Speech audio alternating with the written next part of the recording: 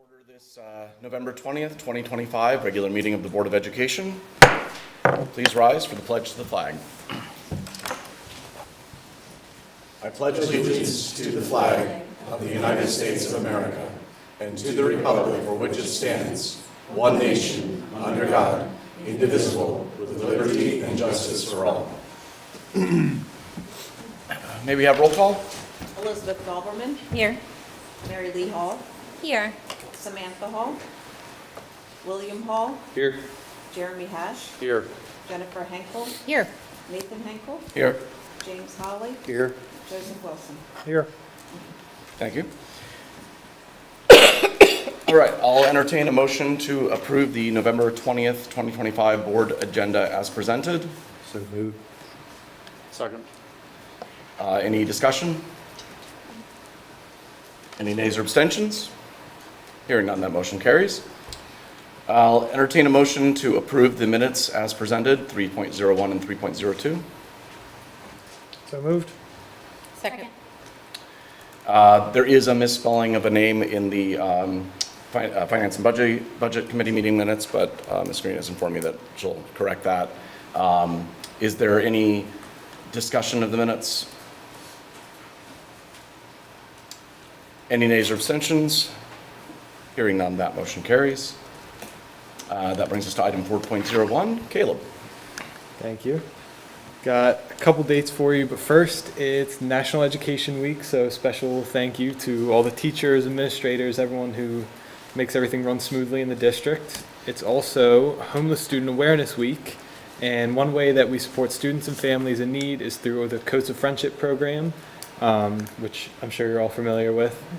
Great work done throughout the community and throughout the county and the district.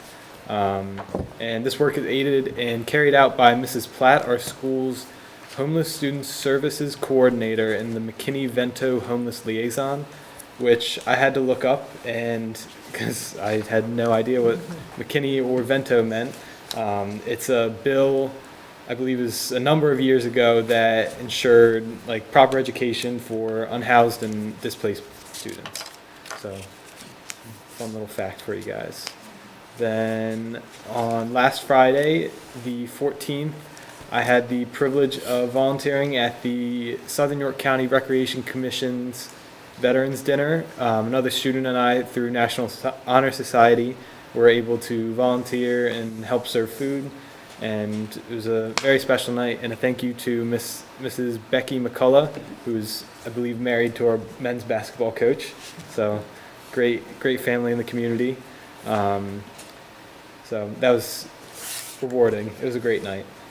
Then just a couple dates. We had the SHS Theater performance of Our House from the 14th to the 16th. I heard it went very well. Then this week is the Student Council Fall Spirit Week.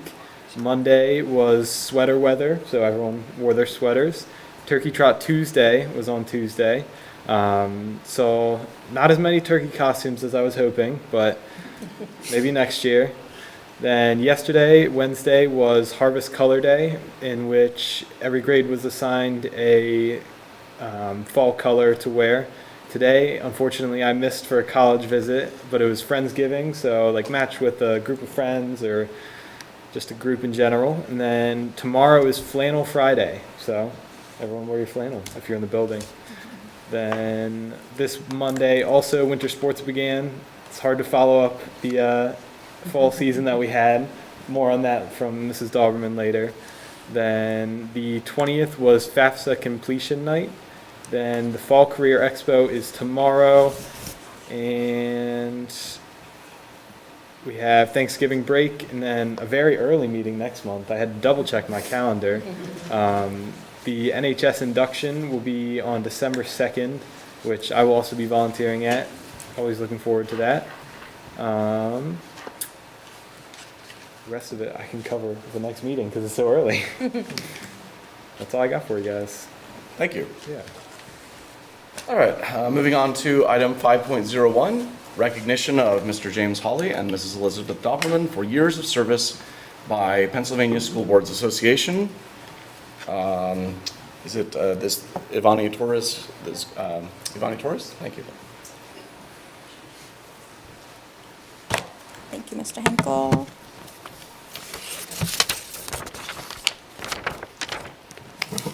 Good evening, everyone. My name is Ivani Torres. I am the Senior Training and Outreach Manager for the Pennsylvania School Boards Association. It's a privilege to join you tonight on behalf of PSBA as we take a moment to honor those who have dedicated many years of service to the Southern York County School District. The PSBA Honor Roll Program acknowledges school board directors who have demonstrated sustained commitment through years of service, beginning at 5 years. Recognition is given at 5-year intervals following their first recognition to honor their continued dedication and contributions to public education. Serving on a school board is a significant responsibility. It involves thoughtful decision-making, collaboration, and a strong commitment to supporting students in schools. The individuals we are recognizing tonight have consistently given their time and energy to help guide their district and support educational opportunities for all. Their efforts have made a meaningful difference in the lives of students, staff, and the broader school community. This evening, I'm honored to present an honor roll plaque and certificate to individuals who have shown outstanding commitment to public education in Pennsylvania. Please join me in recognizing Ms. Elizabeth Doberman for 5 years of service and Mr. James Hawley for 20 years of service.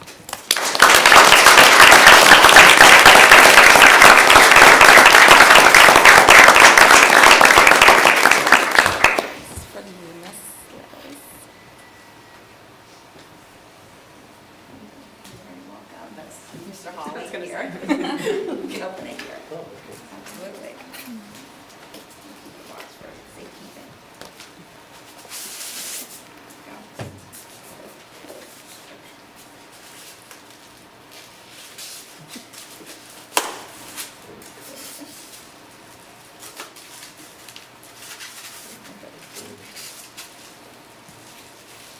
You're very welcome. Absolutely.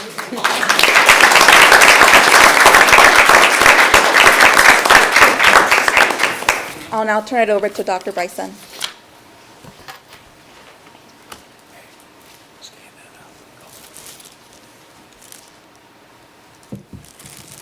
Thank you, Ivani, and thank you for taking the trip down here to Southern York County tonight. We appreciate it. I know both Liz and Jim appreciate it as well graciously. Just a little bit of information about two of our retiring board members here this evening.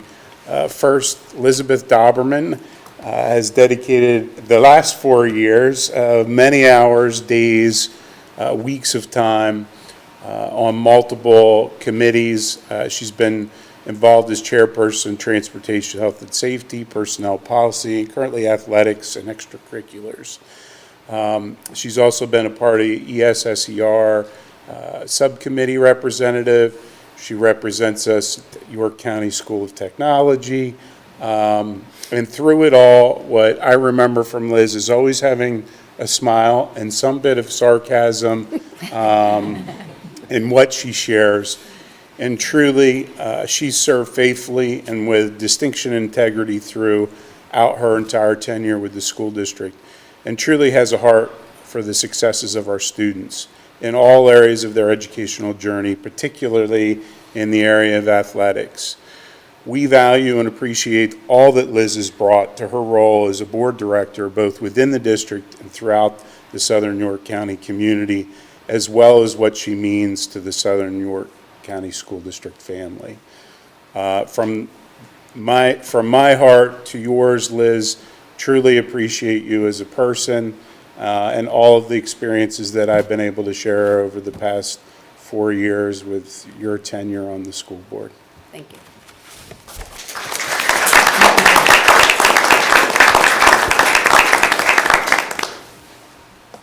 Pick it up. Very heavy.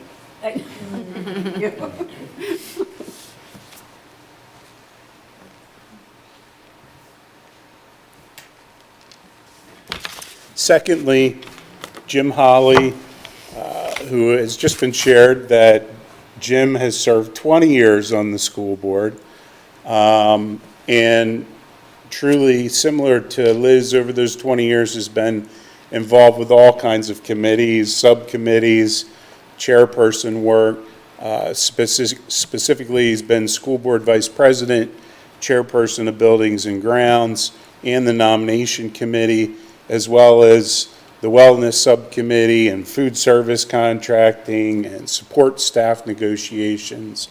And really, Jim, I think you've watched me go from a much thinner administrator many years ago to my role today as superintendent.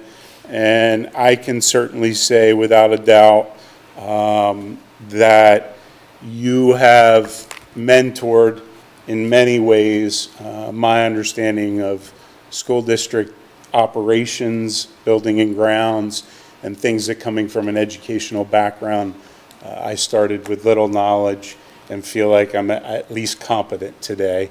And much of that is due to your years and years of experience, not only here, but throughout the York County area. I'm trying very careful in regards to referencing longevity, Jim, and the number of years. But Jim Holly, honestly, his commitment to our district and the community it serves is unbelievable and nearly impossible, I think, for future generation of board members to parallel that longevity in this position. I feel it's safe to say that Jim's most valued role is as a supporter to our students across grade levels, from reading to elementary students to volunteering for junior achievement, sponsored career exploration fairs and the YES program, days at the high school and middle school, to name a few opportunities where Jim shares and reaches out monthly, if not weekly, to support our students in the classrooms and to share some of those vast experiences that he's had.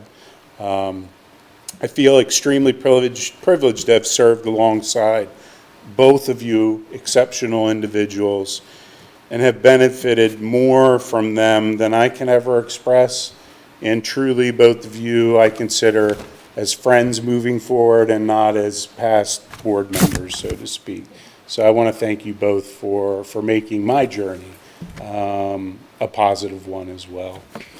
And I would be remiss to not also give you a little special gift that Mrs. Dauberman has been pressuring me on for years. So if I could get a little bit of help from Dr. Rempert.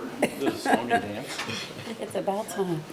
No, if it was a song and dance, we would have done that. I was hoping. I was hoping for a song and dance. On behalf of Ms. DeLuca's class, Even better. we have treats that they made specially for both of you. Well, thank you. And if you get hungry during the meeting, we will not think twice about allowing you to do that. And there are cookies over there. Certainly the board is invited to grab some. Even if you're on your way out, you want to grab some, that would be awesome. Thank you. Dr. Thank Bob, you. could you have them come up and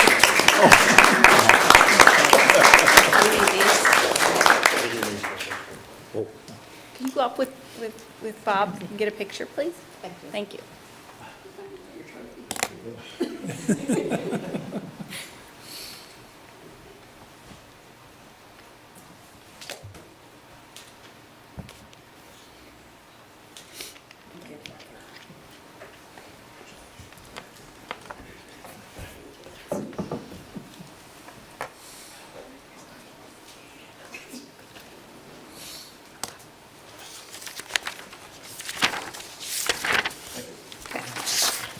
All right, moving on to item 5.03, we'll have a presentation from the Southern York County School District Foundation of the annual report. That'll be by Mrs. Mary Lee Hall and Mrs. Susan Green.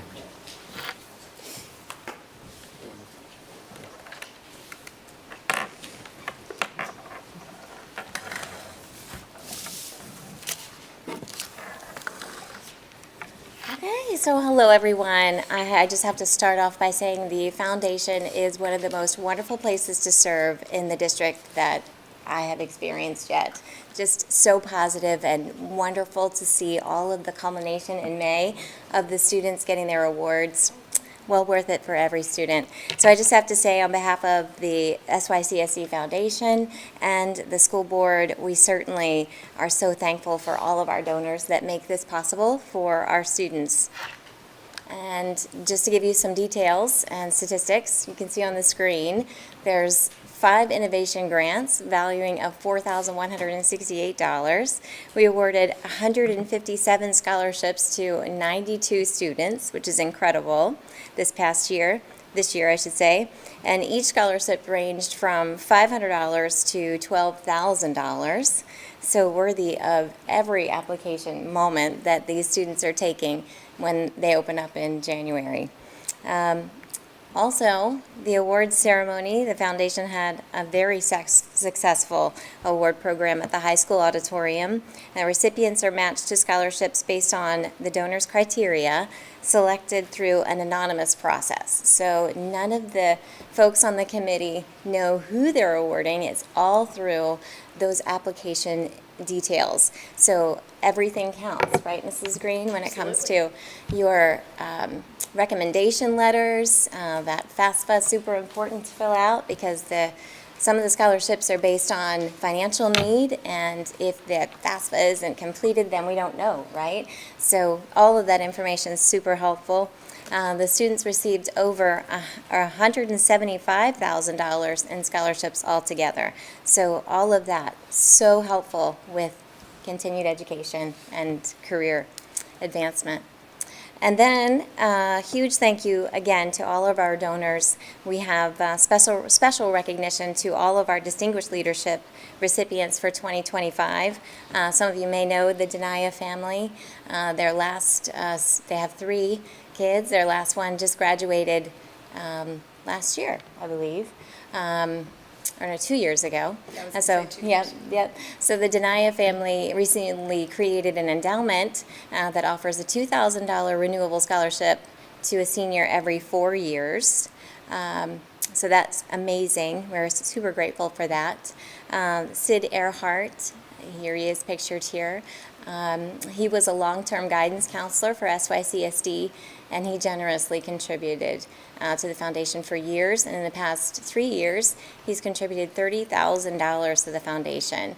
And he recently endowed a scholarship for a deserving student chosen by the foundation selection committee. And then we have the SYC basketball.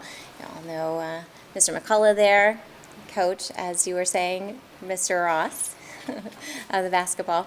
This year, he represented the award to Joshua Chernoff, and he continues, SYC Basketball continues to award 2 annual $500 scholarships to seniors who have participated in SYC Youth Basketball.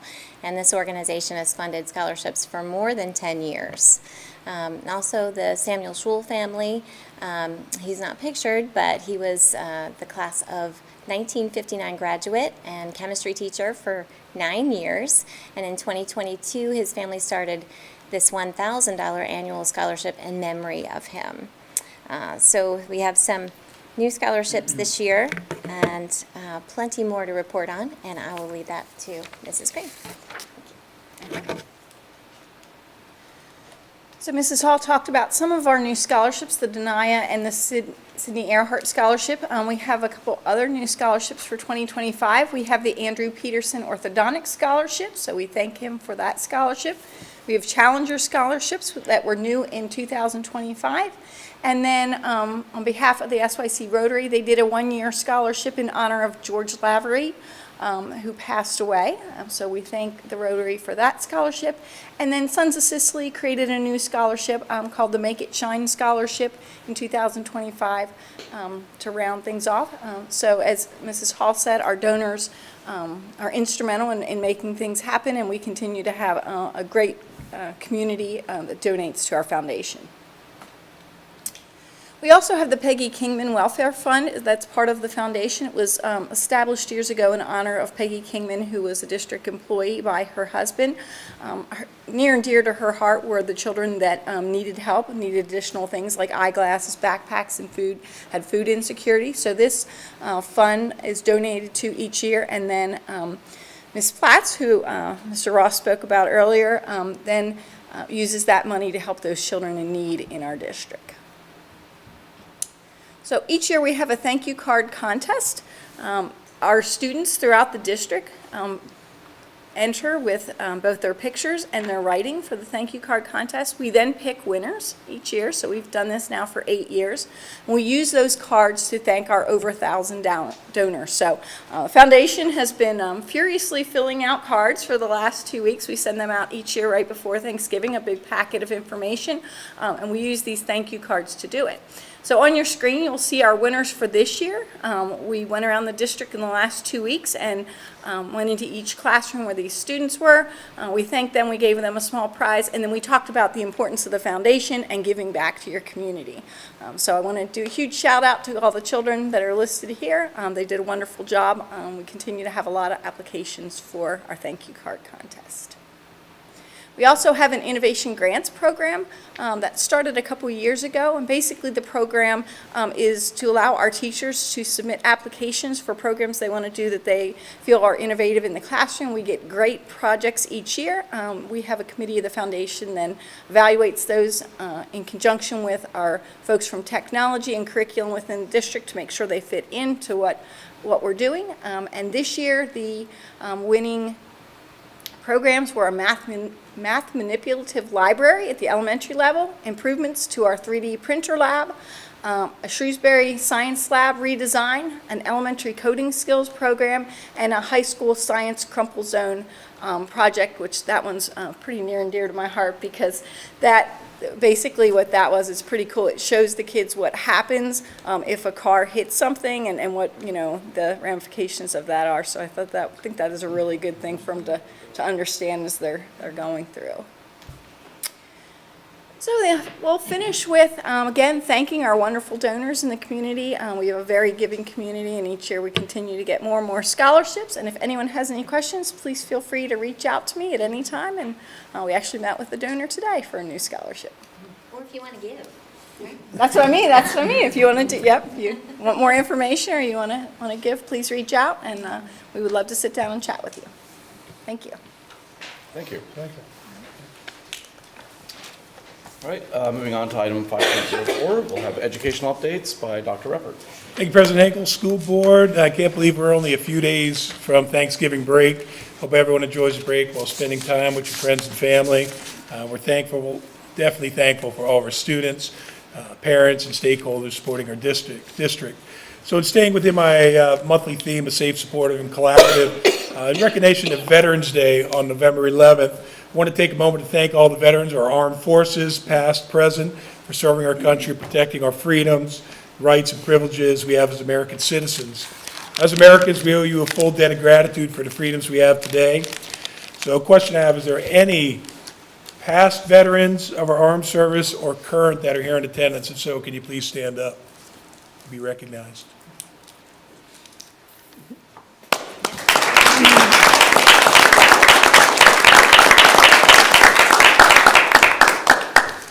One thing I want to mention is to the community, please make sure you thank a veteran. If you see them in the community, if you see them wearing their fatigues, thank them for their service, because that time you take to say thank you does go a long way.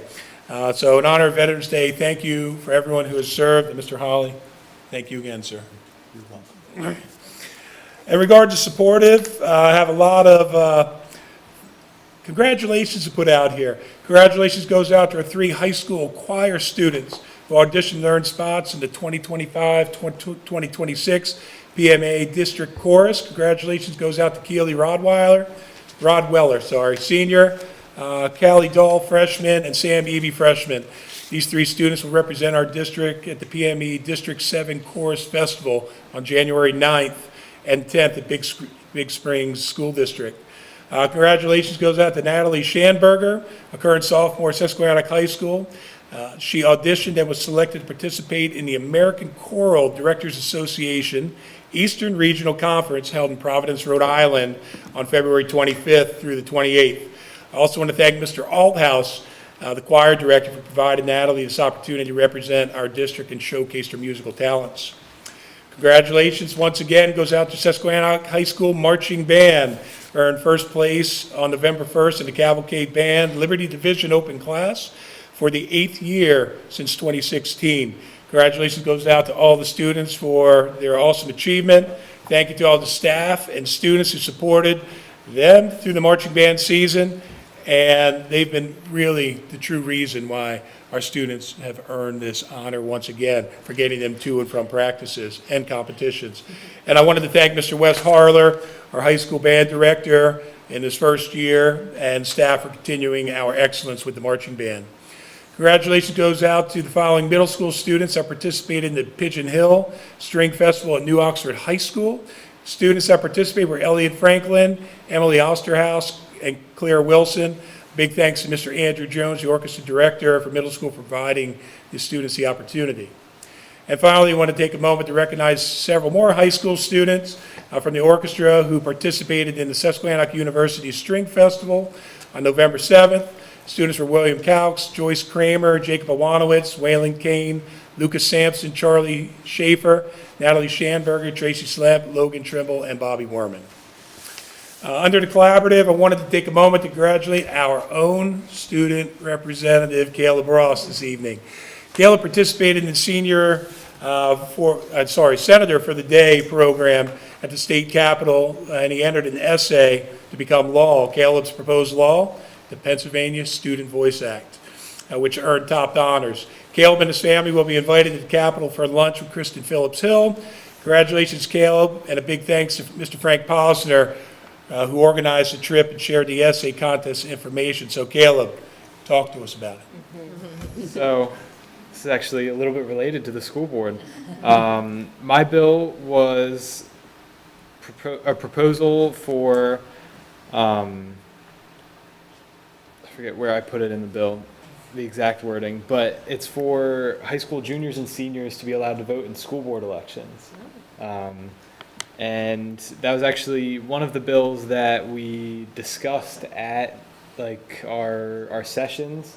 So we were able to kind of talk through a bill similar to the one that I wrote, and it was an amazing day.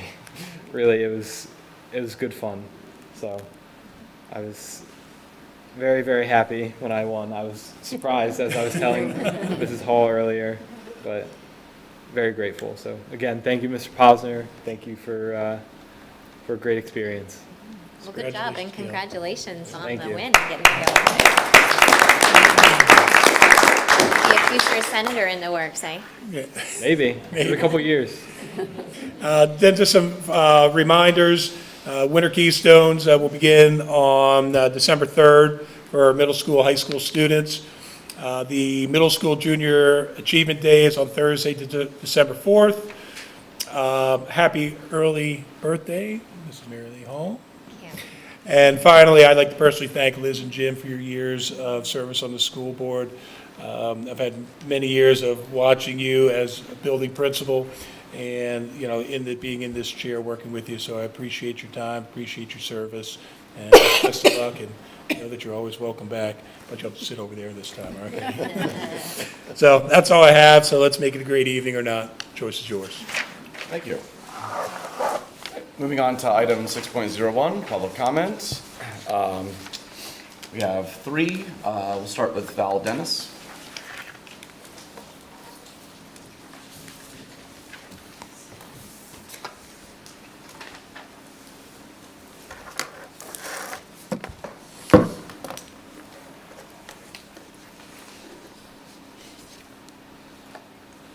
Good evening. My name is Val Brown Dennis, and I live in Shrewsbury Township. Tonight I will be speaking with gratitude and appreciation for the time, dedication, and work of Liz Dalberman and Jim Holly. Liz and Jim have been leaders with genuine care for all in our community. Mr. Holly has served our community for many years. He has shown up. Above all, our children and teens need us to show up. When I first heard of Mr. Holly, the phrase that was used to describe him was, "He is a real gem." As I observed Mr. Holly's work over time and during conversation, a real gem is accurate. A gem is unique, and Mr. Holly is unique in his attention, empathy, and compassion toward our community. A gem shines bright in places that need light. Education always needs light. Communities always need light. A gem is refined and dignified and distinguished, and Mr. Holly is all of these. I would like to express my personal thanks and gratitude for the work of Liz and Jim in public education with students, staff, family, and community. All of these elements are crucial in the health and maintenance of a public school system. They have been willing to give their time and energy to the benefit of all who prepare the students in our community for healthy adult lives and the contributions to the communities where they will live here or out in the wider world. They know that it is our work as parents, educational staff, and community members to be role models for healthy adult lives. This is the support that we give to our children and teenagers as the world consistently and rapidly changes. Change is inevitable. Sometimes change is hard and brings new learning and behaviors to move forward. My hope is that we continue the work of Liz and Jim by supporting all in our community. We know this is not a simple task because our world is complex and is currently emotionally and ethically divided. We have work to do. We require the kind of time, energy, and consistency that Liz and Jim have given to our community. My hope is that we will continue to move forward with this level of listening, empathy, compassion, and understanding. This benefits everyone. When we are willing to talk with each other, we have the opportunity to understand our experiences, ideas, challenges, and solutions. My hope is that we understand that we are unique and that we have shared humanity and different experiences. We have a choice to move forward with choosing and responding to opportunities by listening to others who have had different experiences than our own. We have the choice to listen, avoid defensiveness, build trust, and move forward for all who are served by public education. Only then can we fully understand how to walk forward with our curriculum, our emphasis on the importance of academic achievement for all students, and graduating students who understand the country and world in which they will spend their years as adults. Schools are a mirror of society, and that mirror goes both ways. Schools and society influence each other. We have the opportunity to learn from each other as we have had the opportunity and gift of Liz and Jim's time with us. Thank you for all that you have given to this community. Giving is infinite. Liz and Jim, you have made a difference in the lives of many. The word that comes to my mind is steadfast, and perhaps steadfast is one of the greatest gifts we can give to our children and teenagers, to show up consistently, to express our gratitude for being able to observe their growth academically, or athletically, or musically, and in all the ways that make us fully human. It is in being steadfast like Liz and Jim that we hear our children and teenagers, that we understand their experiences, and that we work with them as they find their way to healthy adult lives through our public education system. Thank you. My hope is that you know and feel the gratitude of this community for the years that you have given to the education of children and teenagers, and I wish you well. I wish you well in the next chapters. Thank you. Thank you.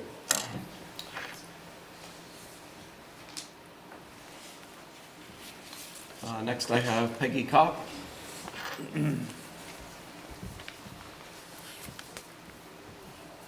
Peggy Kopp from New Freedom, and I'm also here this evening to thank Jim and Liz for their service. It's not easy to find people to stand up and serve in such an important position as school board director and other positions in our community, but you both have done so. And Liz, you've done so for the last 4 years, Jim for the last 2 decades. You both serve with integrity and great respect for all of the people in the community that you serve and that you represent. Mr. Holly, with your departure, you take with you a lot of institutional knowledge. You've been a consistent presence through multiple school leaders, societal changes, technological advances, different approaches to education. You saw us safely through the pandemic. You oversaw the amazing renovation of our high school from start to finish. And you leave as artificial intelligence comes to make its mark in our school systems. I just want to express a heartfelt thank you for your commitment, both of you, to serving the students and the staff of our community. And I also want to thank you for unwavering kindness to our students. I hope that you both enjoy the extra time that you have each month. As your tenure comes to a close with tonight's meeting, you're going to both be missed. Thank you so much. Thank you. Thank you. Steph Musser?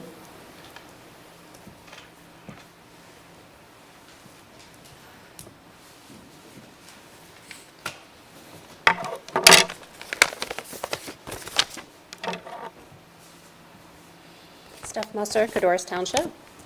I'd like to take a few minutes to express my gratitude for Liz Dauberman and Jim Holly's service to our school community. I've been watching Ken Burns' American Revolution series on PBS, so John Adams' words popped into my head tonight as I was writing this about leadership. If your actions inspire others to dream more, to learn more, do more, and become more, you are a leader. Through their example, Mrs. Dauberman and Mr. Hawley have helped our students, teachers, and families do just that. Before she became a school board member, Liz worked in our schools as a paraprofessional, so she was uniquely qualified to understand the challenges or barriers to education faced by students and teachers alike. Serving most recently as our district representative to York Tech, she was stewarding our district's interest in the school and helping students to be prepared for future careers. It came as no surprise to me that outside of the boardroom, she works in a career that serves our community as well, at Penmar, helping people living with intellectual and developmental disabilities get the support they need to thrive. Though she may not have given lengthy speeches at school board meetings, she understood that leading requires clear communication, accountability, empathy, and integrity. So thank you, Mrs. Dauberman. Mr. Hawley has served our school for over 20 years, but his commitment to service extends far longer than that and far beyond our school district. He's a former U.S. Marine Corps captain and Vietnam veteran, founder of the civil engineering firm James R. Hawley and Associates, and a community leader who has served on countless local boards and organizations from Wellspan Health to the Southern York Rotary Club. Along with fellow alumni, including my dad, he worked to develop the SYC Youth Sports Program, something I never knew about my dad until Mr. Hawley shared that with me. Most recently, as an SYCSD board member, he has guided the school renovation project through to completion with our community, benefiting from his years of experience as an engineer. Jim has also been deeply committed to providing opportunities for our students both inside and outside the classroom. When he wasn't at board meetings, he could often be found mentoring our engineering students, inspiring the next generation of problem solvers. Jim's service has always come from a place of genuine care for this district and the people in it. He brought not only his professional expertise, but also his heart, championing projects that strengthen our schools today while investing in the young people who will lead our community tomorrow. His steady presence, thoughtful insight, and willingness to roll up his sleeves have left a mark that will be felt for years to come. For all he has given us, his time, his wisdom, and his unwavering belief in our students, we say thank you, Mr. Hawley. Tonight, as we celebrate both Liz and Jim, we not only honor their accomplishments, but the spirit in which they served, quietly, steadily, and always with the best interests of our students at heart. Their leadership reminds us that schools thrive when people choose to show up for one another. On behalf of a grateful community, I thank you for your service. I congratulate you on your well-earned retirement from the board, and I wish you every joy in your next chapter. Thank you. Thank you.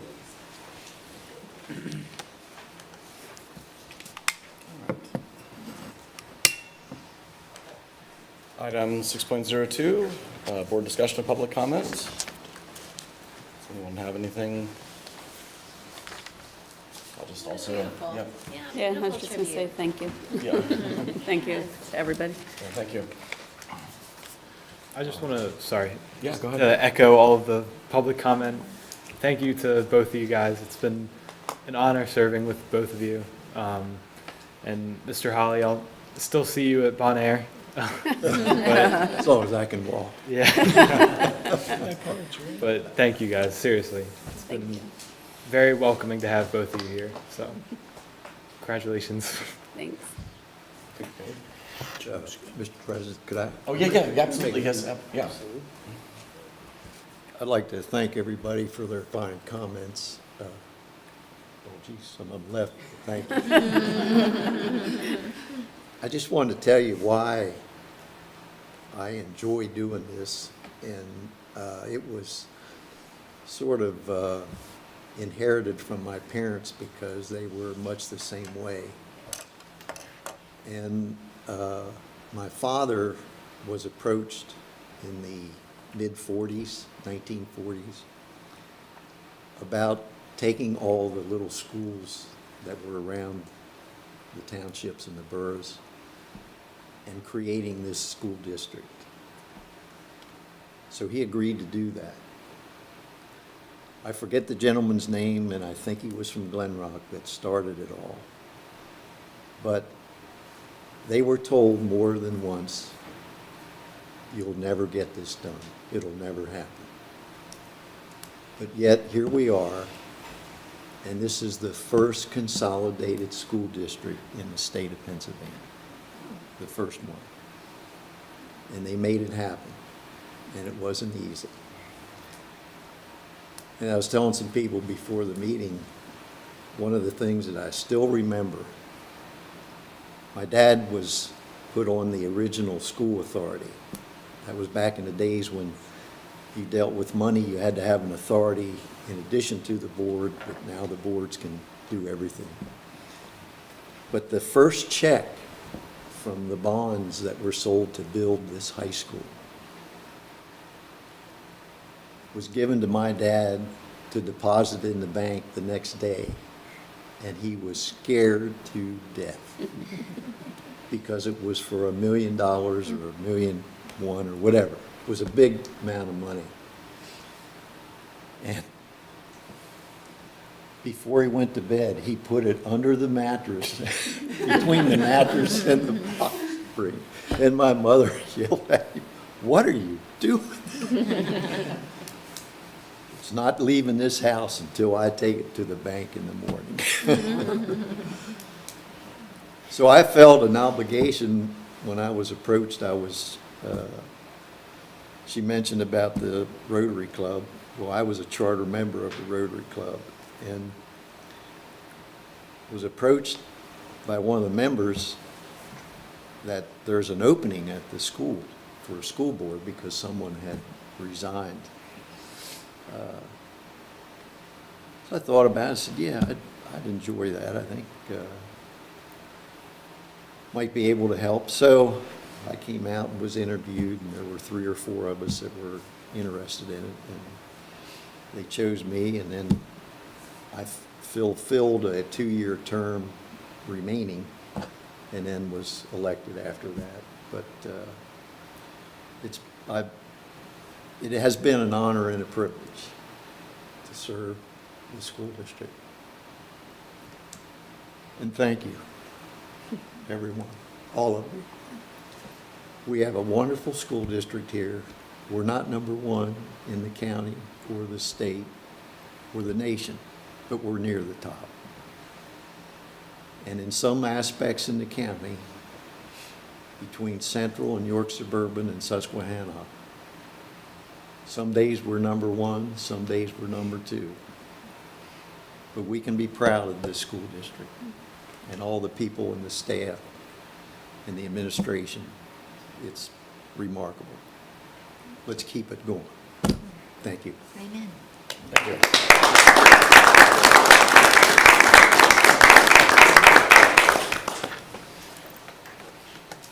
Anything else? All right, then moving on to item 7, the consent agenda. I will entertain a motion to approve the consent agenda as presented. So moved. Second. Any discussion?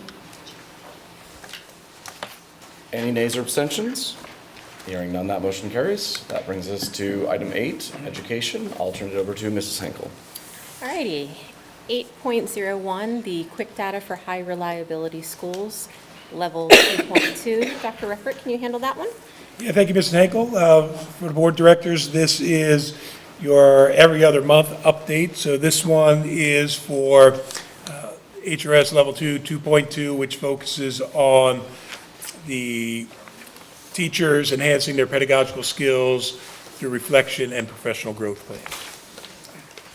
Thank you. 8.02 is the report on the Fall 2025 Parent-Teacher Conferences. Dr. Reppert? Thank you, Ms. Henkel. Board directors, you do have a copy, a colored copy of the parent-teacher conferences over the last 3 years. We do have it projected also, just to show that, our numbers continue to remain very active for our parents attending parent-teacher conferences from the elementary schools, middle school, as well as the high school. So we want to thank the parents, for continuing to come out and not only inquiring more about how their child's doing within the classroom, within the school, but also continuing that interest in being highly involved. Fantastic. 8.03 is information for you for the Keystone Testing Schedule, Winter 2025. And to summarize, it looks like the high school is going to meet the mornings of December 9th through the 12th. They're going to do algebra, literature, and biology. And then the middle school, December 9th through the 10th, they also in the morning are going to do algebra. Brings us to 8.04. These are also information speakers approved through the vetting process. And I would like to highlight one. I'm sure, Dr. Ruppert, you've got a couple you would like to highlight. We are going to do a local artist collaborative project for our 5th and 6th graders at Shrewsbury Elementary School. The artist's name is Mrs. Anita Williams, and so she's going to be doing a mural with the students. And thank you so much to the Shrewsbury PTO for covering the cost and all the hard work that went along with that. So thank you. And then Caleb, I actually have something to highlight that you had said. We're also going to have Sonia, do you know how to pronounce her last name? Pitsy, Yeah. is going to be coming, and she's going to be speaking to K through 12 students about, and it's going to be a presentation on McKinney-Vento. So you had said that too, and so what a wonderful opportunity for our students to hear more about that. Dr. Ruppert, what do you have? You stole my thunder there. Those are two. But I do, want to, thank our teachers, administrators that are coming up with these really unique ideas. We do have various business owners that are coming in to speak to our high school students. We have RE/MAX Pathways, coming in to talk about careers at the middle school. So just these great opportunities for our students to kind of learn and get some experience and, opportunities from, speakers from a various array of areas, so. And first student coming in to speak to our young drivers, that's really important. It's incredible. Because they may not, you finish the driver's exam, a lot of those students still don't know all the rules of the road at that point, and so it's very important that they learn the rules of the road when it comes to the buses. And another point with that, I know this is near and dear to Mr. Hash, with first student talking about driving a vehicle and you have a bus, either coming towards you or behind you. So it's really focusing on that bus safety as a driver. Yeah. Which is very important. So kudos to Mr. Cerise and Mrs. Rita Shields for coordinating that for our students. Fantastic. 8.05, this is an action item. It's Stage 1 curriculum maps as district-wide master maps. And we're going to be looking at AP Chemistry, Grade 4 Social Studies, Wood Tech 2, Robotics 2, Metal Tech 2, AP Computer Science A, and Strength and Conditioning 1.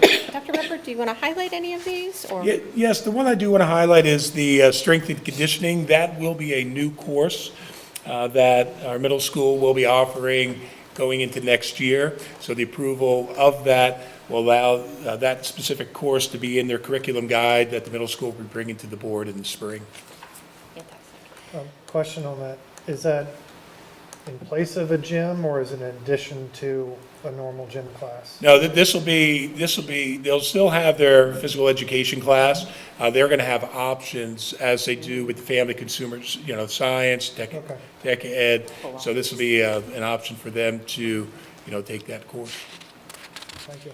I move to approve the following Stage 1 curriculum maps as district-wide master maps found below on the agenda listed. May I have a second, please? Second. Any conversation? Questions? Ready? Any nays or abstentions? That motion carries. 8.06, we had 2 affiliation agreements between the best university in the world, Liberty University, and Southern York County School District. Dr. Reppert, I will let you talk about this one. Are you sure? Yes, Because you said it is the best. it is the best. Yeah, this is just an affiliation agreement, continue the opportunity for us to work with Liberty University. We've approved several so far this year, and we'll be bringing 2 more back, in 2 weeks, of affiliation agreements. So it just provides, students that are currently in school the opportunity to work, to come within our district and, student teach and do practical matters. Phenomenal opportunity, highly recommend. I'm going to go ahead and move to approve 2 affiliation agreements between Liberty University and Southern York County School District for a term of 3 years through December 1st, 2028. May I have a second? Second. Any conversation? Any nays or abstentions? That motion carries as well. Brings us to 8.07. I do not have any other items of business. Mr. President, back to you. Thank you. Brings us to item 9, Finance and Budget. I'll turn it over to our treasurer, Mr. Joe Wilson. Thank you, President Henkel. 9.01, we have our monthly collection of financial reports from cafeteria, treasurer's report, tax collection report, budget status, as well as the cafeteria fund budget status. I do want to touch on the numbers as usual.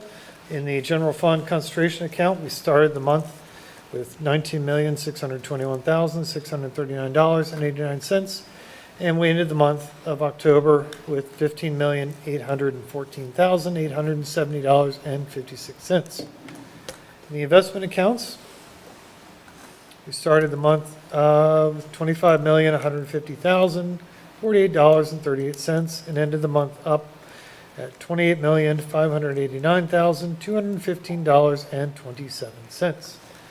The rest of that is there for your perusal. 9.02, I'm going to make a motion to approve the bills for payment as presented. May I have a second? Second. Any discussion on these? Any nays or abstentions? Hearing none, motion passes. We pay the bills. 9.03, I'm going to make a motion to approve the exonerations and refunds as presented. May I have a second? Second. Okay. There's a couple there. You can see the report. It's just under $33,000. Any discussion, any questions on these? Any nays or abstentions? Hearing none, motion passes. 9.04, budget transfers, we have none. 9.05, this will be up to Sue to give us an update on the 2026-2027 budget. So I'm just going to do a very, very brief summary, as we had a finance and budget meeting on Tuesday night that is available on our website for anyone to view in its entirety. A couple highlights: we finally have a state budget for the current year, which was passed on November 12th. Some of the details of that are still forthcoming at this point as we work through it, but it's very helpful that we at least have numbers at the state and federal level, where we didn't have it 2 weeks ago. So as we went through, Mr. Carrington and I reviewed the results for 24, 25, 25, 26 so far, and then estimates for the 26, 27 budget. One thing I want to point out, it's going to be a very challenging budget this year, and that's primarily due to concerns with our major revenue streams. So if you look at that presentation, we kind of walk through some of the areas of concern as it relates to revenue. We do recommend, though, that the board approve the resolution to stay within the PDE index of 4.4%, because that, if the board does not approve that, we would not be eligible for the $519,000 of adequacy funding. So I believe that it's necessary to do that. But this budget will most likely result in cuts in addition to a recommended tax increase and use of fund balance. So it's not the budgets we've seen in the last couple of years, much more challenging this year than what we've seen. And again, the full presentation is on our website, and we'll be giving detailed updates each month starting in January of additional information as it comes out. Thank you. Mrs. Green? Yes. And Mr. Carrington? You guys did a great job on Tuesday. Thank you. Okay, 9.06. That's for this one. I'm going to make a motion to approve a NIC USA driver's license and motor vehicle records terms of service agreement, effective until terminated by either party. This agreement shall provide the district with the ability to obtain certain records maintained by the Maryland Department of Transportation Motor Vehicle Administration. May I have a second? Second. Okay. This is no cost to the district. Is there any questions on this? I just was going to note that the reason for this agreement is through our insurance, if anyone drives our vehicles within the district, we need to check their driver's license, and we do have a couple drivers that have Maryland licenses. So it's really, that's the purpose of this. Thank you. Any nays or abstentions? Hearing none, motion passes. 9.07, other items of business, I have none. Back to you, President Henkel. Thank you. That'll bring us to personnel and policy. Item 10.01, sabbatical leave. I'll make a motion to consider approval of sabbatical for restoration of health for Lisa Hall, Southern Middle School school counselor, beginning January 13th, 2026, through the remainder of the second semester of the 2025-2026 school year. Do I have a second? Second. Any discussion? Any nays or abstentions? Hearing none, that motion carries.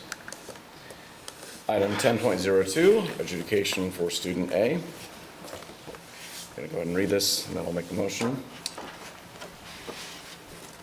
Adjudication for student A. The Board of Education to consider approval of adjudication for student A. The board hereby permanently expels the student from the Southern York County School District effective immediately.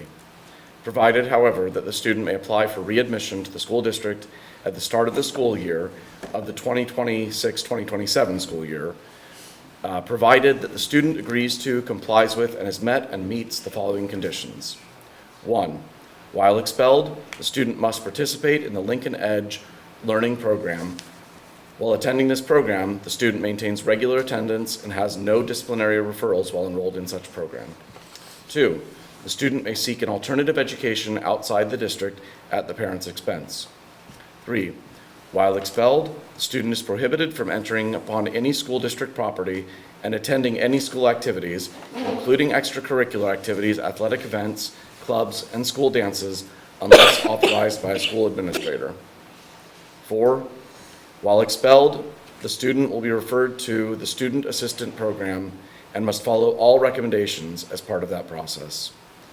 I make a motion to approve adjudication for student A. Do we have a second? Second. Motion and a second. Any discussions or questions? Any nays or abstentions? Hearing none, the motion carries. All right, item 10.03. Draft meeting and committee dates for next year are there for your information and review. Item 10.04, we have the second reading and approval of the policy 815, acceptable use of generative artificial intelligence in education. I'll make a motion to approve the policy 815.1 as presented. Do I have a second? Second. Any discussion? Yes, I'd like to add something to that, please. As you all know, Saxon and Stone posted an education law breakfast on Tuesday this week, and Director Bill Hall and I were privileged enough to be able to get to that, which was an incredible meeting, lots of information. And Mrs. Green was kind enough to make sure everybody had a copy of the notes from that law breakfast. And if you look at it, the first 2 pages are parent opt-in and out information that I thought was helpful to make sure the entire board knew what that was about. And then on the 3rd page is the AI in public schools, and just discussing everything from the considerations of school board directors while policy is being written, the benefits of AI, the risks, current law and what what is helpful moving forward, as, of course, this is going to be an ever-changing policy for us. So just going through the first parts, I won't go over all of the information for the sake of time. You have it in front of you. But the benefits of AI and the risks, I thought, were very helpful, just, putting words to what we've all been discussing for the community here. As far as the benefits, personalized learning, improved lesson plans, career readiness in an ever-changing AI utilizing world. So, the citizens that are graduating and turned out in the community will be competitive in their knowledge with AI.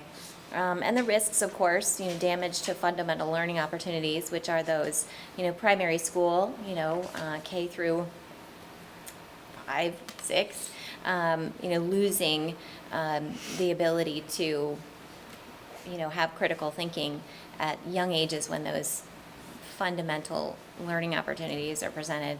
Academic integrity, falsified information, those things are, of concern too. There were also discussions about law, which there's no AI law that exists to limit or regulate how AI can be used, and there's no relevant implication in curriculum for district operations to comply with. So they also, went through a couple other things like FERPA, it doesn't address it. Even Pennsylvania School Code, even though it's been developed over several years, starting in 1949, it's just AI is a brand new thing. So there's not a whole lot of development with that right now in the Pennsylvania School Code. And the Children's Internet Protection Act doesn't address AI. The Children's Online Privacy Protection Act does not address AI. So what we do have are recent executive orders from the President, 14297, advancing AI education for American youth, and also promoting AI literacy and proficiency among Americans, and also, providing some funding for this for districts, which hoping will, be available for us within the next year or so, however that's going to turn out. And then developing AI policy in schools. I love that there was a touch on AI committee development, and that our district already has that. So I'm very thankful. But there were some additional guidelines for that. And I think something that I would appreciate as a board member is a continued report of what happens in those meetings. And when we're talking about that, talking about what is encouraged, what is prohibited, what is permitted, the use of curriculum, or what is promoting the discussion amongst administrators, teachers, students, and staff, what goals are established for AI development within our district, and what expectations are going to be developed for our students as far as honesty and usage, what disclosure needs to happen with teachers, what are the consequences of misuse, and how our policies are going to be layered to support the development of AI, like in policy 220, the student code, handbook code. It all needs to be layered so we can support and encourage proper use of AI, and also be able to provide our administrators clear directive with our policies of what the consequences are for misuse, and that it's clear for our students what is acceptable and what is not. And I still feel a little bit of gray area in all of this, and I think many of us do because it's brand new. But I love the idea of the committee coming together, and would happily accept a report every month as far as what's being said, how these things are being developed, what policies we can do to help support our administration coming through this new age of AI. And that's my piece. So if I can comment also, because I was there, and I was definitely intrigued to go to that because of the AI component.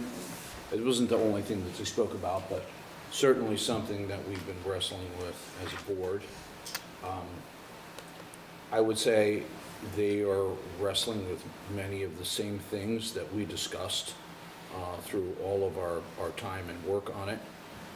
However, I was very encouraged that the suggestions that they were making to, because there were lots of school districts represented there, we are implementing many of those suggestions already.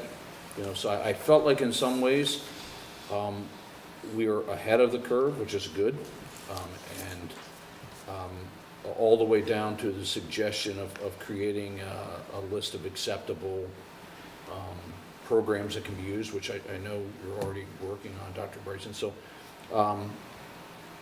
although I know it's going to be a moving target, I felt like the young man that presented it, we were really already doing many of the things that he was suggesting boards do. So I was encouraged by that. Not that this is by any means concluded, and that was really his conclusion, is that this will evolve so rapidly that it's going to be something that's going to have to be wrestled with, you know, a lot over the next several years, so, or maybe even longer. But I was encouraged that even though there was a lot of wrangling in the board with it, that where we had settled down to was very similar to their suggestions, so.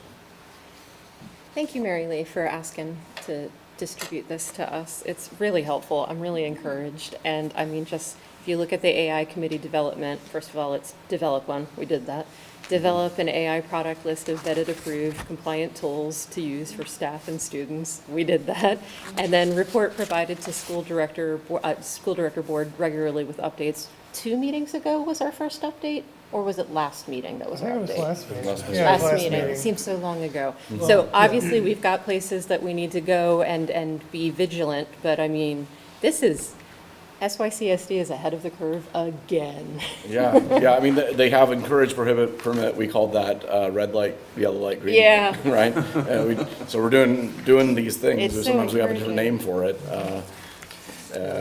And what I don't see here is the work we've done, and particularly Mr. Wilson, in really defining the types of AI that are out there, because that is, I think, a really helpful framework. When we hear that AI is in use in a classroom, and then we hear, oh, but it's just selecting a problem set for the student. Okay, well, that's different. That's not going to inhibit learning the same way as if the student's using the AI to think for the student. Right. So it is very helpful to have that as a shorthand. It makes the discussion very quick. It's not generative. It's responsive. And he did talk about some of those things, but didn't necessarily make it into this. classifications. Yeah. That's awesome. Thank you guys for going. Yeah, thank you. I would just like to add that Mary Lee is much more proficient at note-taking than the other two individuals that attended with Pages. her. Clearly. Good job. The support, thank you. Yes, good job. All right, so we have a motion and a second. We've had discussion. Any nays or abstentions? Hearing none, that motion carries. Item 10.05, other items of business. I suppose I'll just ask that we continue to have updates as Mrs. Hall requested. I don't know that we need to formalize that in policy right now, but yeah, if we could, let's have an update at every meeting, even if it's a short one, right? That would be, Sure, especially, you know, when it comes to our policy and what staff and students are saying. yeah, so we could update at every meeting, even if it's a short one, even if there's not a lot to report. That'll just have a placeholder so we don't forget to check in. So, great. Item 11, buildings and grounds. I'll turn it over to Mr. Hall. Thank you, Mr. President. We go on to 11.01. We have our buildings and grounds report. Mr. Buffington?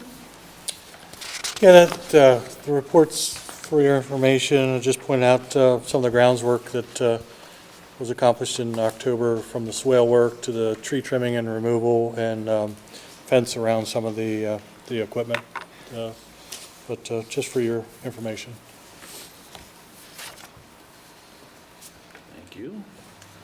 We have 11.02, which is there for our information, our water test report for October. 2025.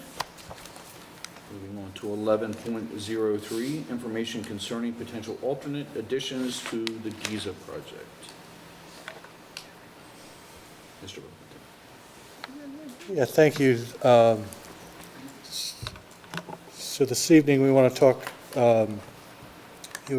about potential alternates, which include skylights, standing seam roofs, and some repairs to gutters and downspouts. This evening, I have Mr. Damian Spar with me tonight, and we're going to walk through, if we can pull up the PowerPoint, we'll walk through that. But the board will recall, that with the Giza project, that currently we're already planning to do boiler room work in Southern Elementary, Southern Middle, and Shrewsbury Elementary. We're also planning to do rooftop equipment at Shrewsbury as well. But one of the things, that we had talked through is because we're doing the roof and the rooftop units, mechanical equipment on that roof, does it make sense to do some of the skylights and standing seam metal roofing at that time, because some of the skylights we'll see are within that roof and others are adjacent to it. So we'll kind of walk down through, if we can,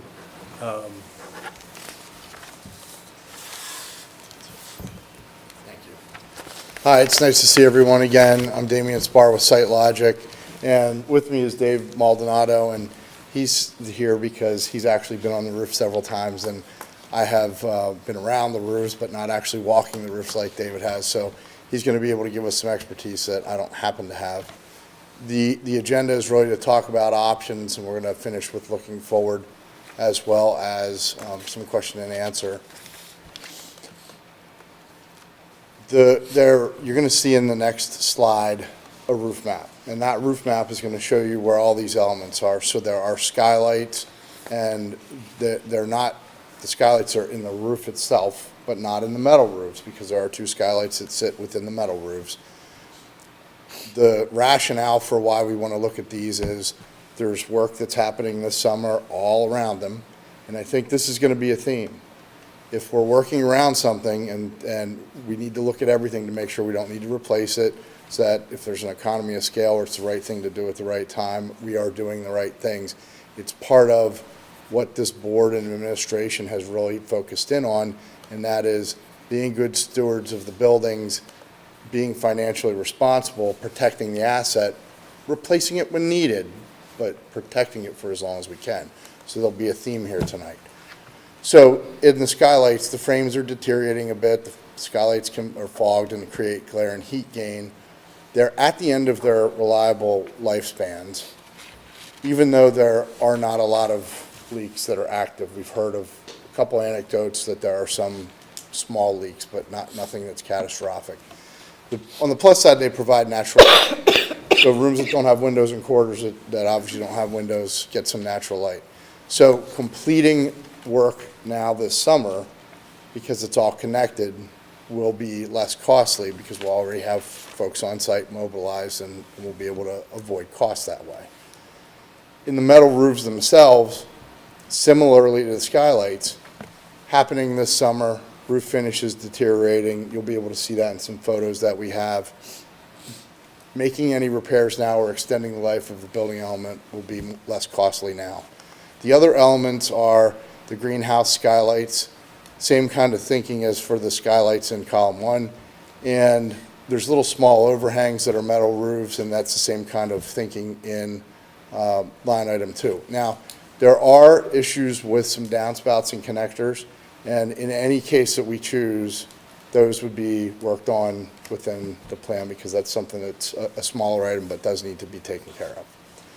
When you see this roof plan, you can see there are 8 skylights in red in the center section of the building. It looks like an arrow pointing up. And there are 2 large sections of metal roof. They create the canopy for pickup and drop off by parents and the canopy for bus. Inside, you'll see kind of a square with an X through it on the left side in the middle of that canopy, and then again on the right side, which is the library roof. So there, and again over on the left where Mr. Buffington pointed, those are skylights that sit within the metal roof system. So we've kind of called those out with the metal roof system because they're part of it. The green skylight that you see about 2/3 of the way over is where the greenhouse is. And at 7 locations around the building, starting kind of at 10 o'clock and working your way around to 3 o'clock, are small roof overhangs that are made out of metal. So those are the building elements that we're focused on. There are several options, and when we talk about these, we'll take them in each category. In skylights, we can replace skylights. We can refurbish skylights in place. We can replace the skylights with some other type of skylight. We can do a membrane over the frames and coat the glass of the skylight to extend the life of it. Or we can do nothing, and there's risks with doing nothing. I think Mr. Buffington told me the phrase the first time: there are 2 types of skylights, those that leak and those that will leak. So that's a concern. For the metal roofing, we can replace metal roofing. We can put a membrane system over the metal roofing that's kind of another roof system that sits over top of it.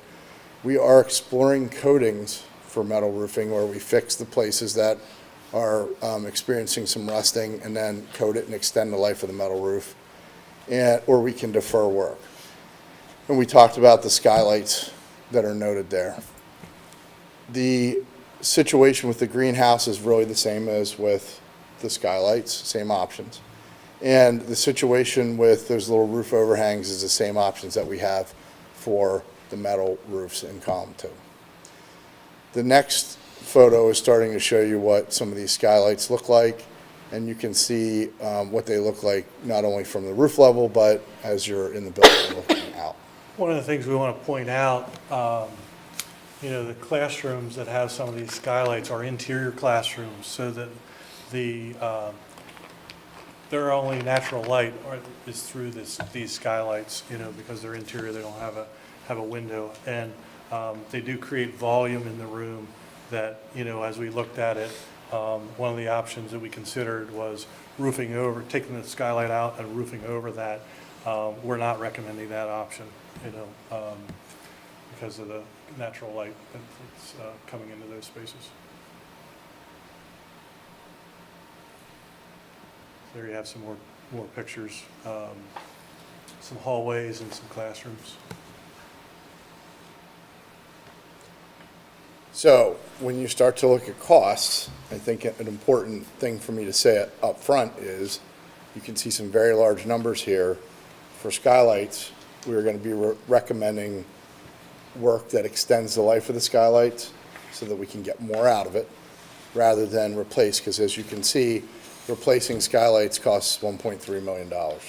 It's astounding what replacement is. We can replace the skylights with a polycarbonate barrel-shaped skylight, which doesn't necessarily work really well in the square scenarios, but it does work.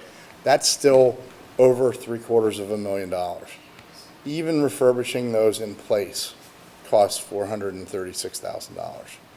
To put the membrane coating over those skylights and actually give it a 10-year warranty, which we think is quite a good situation for what we can do with skylights, that costs a little over $190,000. We did look at removing the skylights, but by the time that we removed them, put in structure that we need to span those large areas, put ceilings underneath and lighting, and remember, then we take away the daylighting, that still costs over $500,000. And as much as that number bothers me, Mr. Maldonado and I have looked at it in other projects that we've had, and we've seen similar numbers. And so as much as we don't like that number for what seems to be taking the element away, it is consistent with what we've been seeing in the marketplace. When you start to look at the metal roofing, And it's really evident in the bottom picture on the left, and on the left side of that, you can see where there's rust on the metal roofing and it's starting to deteriorate. Now, metal roofing is meant to last quite a long time, but sooner or later it does wear out and you have these issues. So then you start to look at what are the options. You can see in the bottom left, that is the skylight that is in the corridor that runs through the building where the pickup and drop-offs are on either side. And the one at the top on the right is the skylight at the end of the roof that's over the library. You can see that from the inside as well.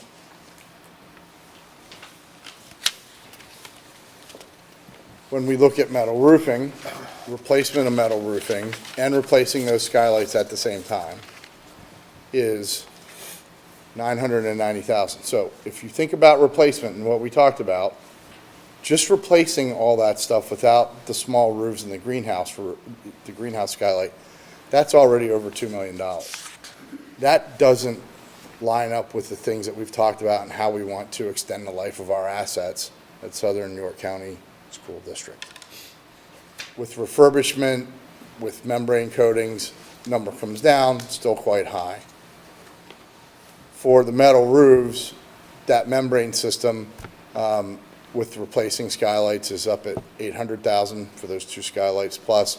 And when you get all the way down to membrane coating, it's still approaching $500,000. So we could also defer, and I think we noted before that downspouts and connectors are going to be repaired no matter what we do. Now, the key to all this is we're looking at one more option, which is going to be to repair those areas that you saw that are rusted and then coat over those and get extended life and warranty out of the building. The one good thing about, and you can go ahead, Mr. Buffington, the one good thing about arresting a rust or a deterioration on a piece of metal is if you arrest it properly, you can really extend the life of that because it kind of builds from where the problem is. Not that you won't have other locations, but when you stop it where it is, it really helps out an awful lot. What you're seeing here is the greenhouse skylight and from the inside and out. And if you go to the next slide, you'll see options there. Replacing that in kind costs almost $200,000. Rebuilding it costs almost $50,000. You can do the membrane system on that particular unit for under $25,000. And then we get into those roof overhangs, which we don't have photos of, but you start to see replacements 63, and the membrane over that is still as high as $52,000. And the reason is, on those metal roofs, if we're building a system over it, it's almost as much as tearing it off and putting a new one back on, which is what forced us into saying, can we repair these areas, coat them, and really drive the cost down and extend the life of the assets? So without looking at the coating for the metal roofs, and if you take all these for our recommendations, the skylight membrane coating, the roof membrane with the integral skylights, the greenhouse with the same thing as the skylights with that membrane coating, and then the membrane over the overhang, that still gets you up to a cost for construction of about $750,000 with a little bit of cost for soft cost for builder's risk insurance. So $765,000-ish. If you were to add a new roof, that's going to take you up very close to $1 million for metal roofs. But what we're working on and what we'd like to do is be able to come back and see you, and if we go to the next slide, we'll talk about this a little bit. We want to be able to come back and see you because if we leave tonight understanding that we're not interested in skylight replacement, it's that skylight replacement that takes the longest amount of lead time to get those skylights built so they can be installed on the roof. If we were thinking about skylight replacement, we would want to act very quickly because it takes a while to get those manufactured. If we're talking about asset protection and extending the life of these building elements, we only need 2 to 3 months. That gives us time to think and to make good decisions and to be good stewards of money. And what we can do is look at that in February. I just want to make sure that I'm not missing any notes for you here. And I think most importantly, we're looking to, as professionals and as the administration, extend these so that we don't have to replace them now, and do the best that we can to get the most out of what we have in our building, because they're not deteriorated to the place where we think that they need to be fully replaced right now. And when you start to talk about 10-year lifespans and even being able to maintain those metal roofs over a long period of time, that buys us an awful lot of time. I think the roof that we're putting on has a 30-year warranty on Shrewsbury. Was it 20? It was only 20. But regardless, we're still bridging half of that, and because of these coatings can potentially be maintained and applied again, if you get those elements to last, we make them last through a whole nother cycle before we have to replace them. And there's value when you can do that. There are times when, if you have real active leaks and lots of failures, or you have situations like we had with boilers, where it's a critical infrastructure piece, waiting may not be the best option. In this case, we think that waiting and extending our assets and using our money really fiscally responsible is the way to go. And that's what's landed us with the recommendation that we have. Just as a quick moment of looking forward, we have a state budget, which we didn't have when I was standing here talking to you the last time. The grants for Pennsylvania School Improvement, Facilities Improvement, will be released, we are being told, in December. Grant guidance is ready to come out. It will look a lot like last year's, and we are poised to write those grants for the district. So there will be some discussion coming up early this coming year, because before that grant can be applied for, the board has to kind of agree that this is what the grant is going to be for, and there'll be matching funds available, et cetera. So that's coming very quickly, and we're also finishing up getting all the asset information into MySite IQ, so we can look at the full facilities plan as well as future projects. And that should take us to where we can entertain questions. So I have a couple questions, if I can. If you can jump back to slide 9, possibly. So when we talk about the membrane system,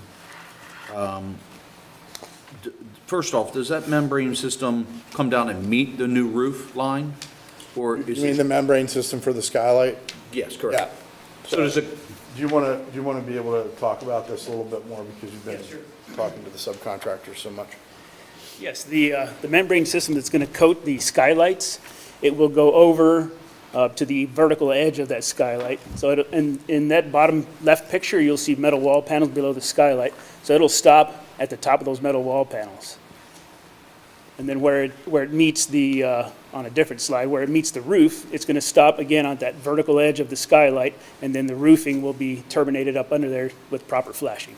all right, so they'll come up against one another. It won't actually lap each other per se, but yes, it will cover all the elements of the skylight and the roof. Okay.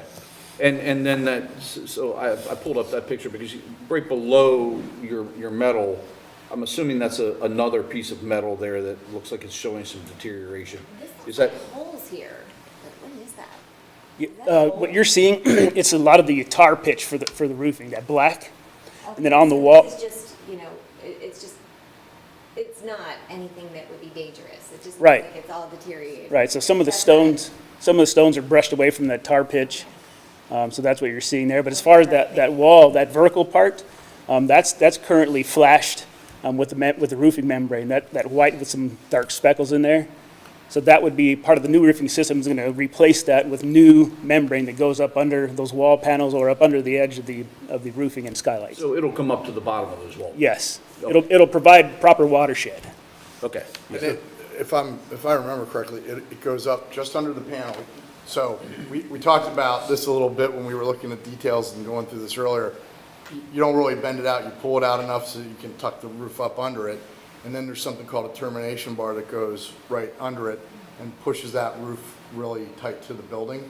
And then that metal comes down over it so that you don't have a leaking situation. And would that membrane come down then to meet that, or does the membrane stop at the edge of the skylight? The membrane itself will stop at the edge of the skylight. Okay. So then the large blue panel that you see there, if we coated the roof, would that also get coated? Yes. At the same time? Yes. Because, I mean, obviously, the metal's the same age, Right. you know, as the others. So then, when the membrane is on, and then the clear coating, does that just go over top of everything, the membrane and all, or just the glass and the rubber? Well, the glass will have a coating, and then all the metal framing will have a coating, but it'll all be sealed as one unit altogether. So it's like a continuous? Yeah, it'll be a continuous seal. Okay. All right. Very good. Does this membrane impede the sunlight coming through at all? No, it does not impede it. It's going to be clear over the glass, and it will be a color over the metal frame. What it won't do, so if you see any places where there's a little bit of fog in the skylights, et cetera, that will still be there. So that doesn't get repaired through this process.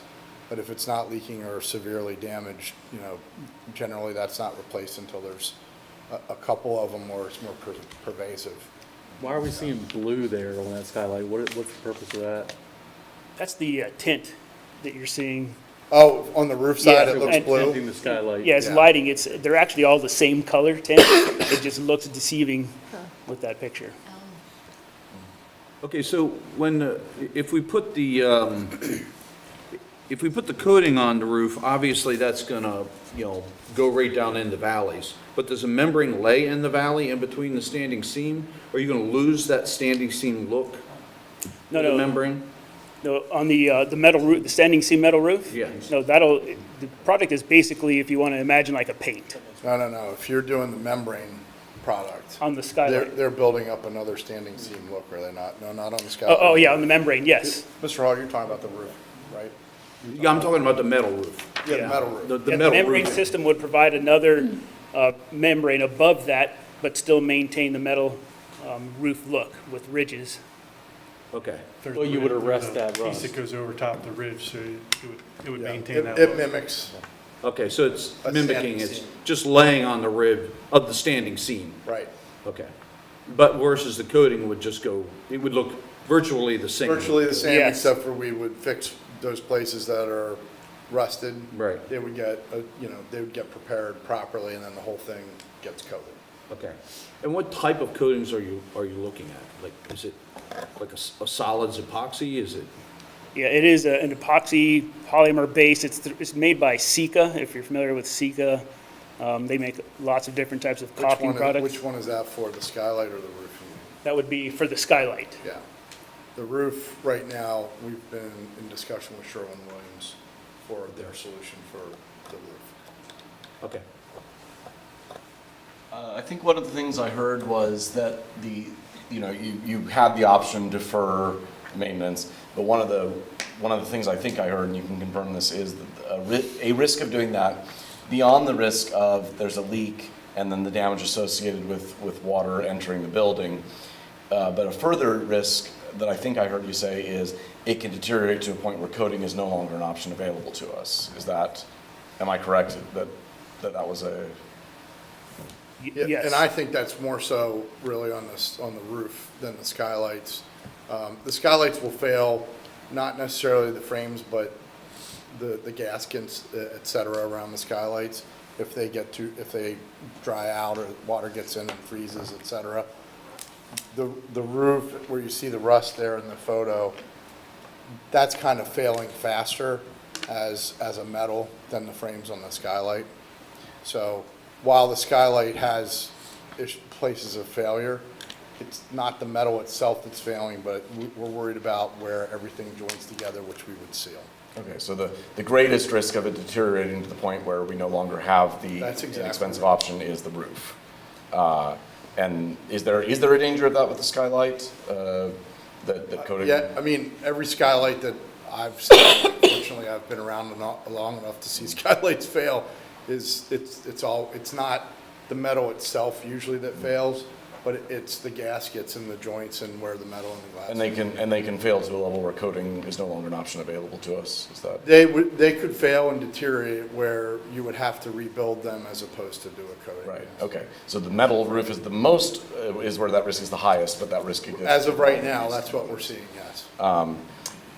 So I guess that gets into what my second question was going to be, which is, you know, obviously the recommendation seems to be to do all of the maintenance, which I can understand why that might be the case, even if the risks are at different levels for different components, because, you know, you're having someone come out, so they might as well.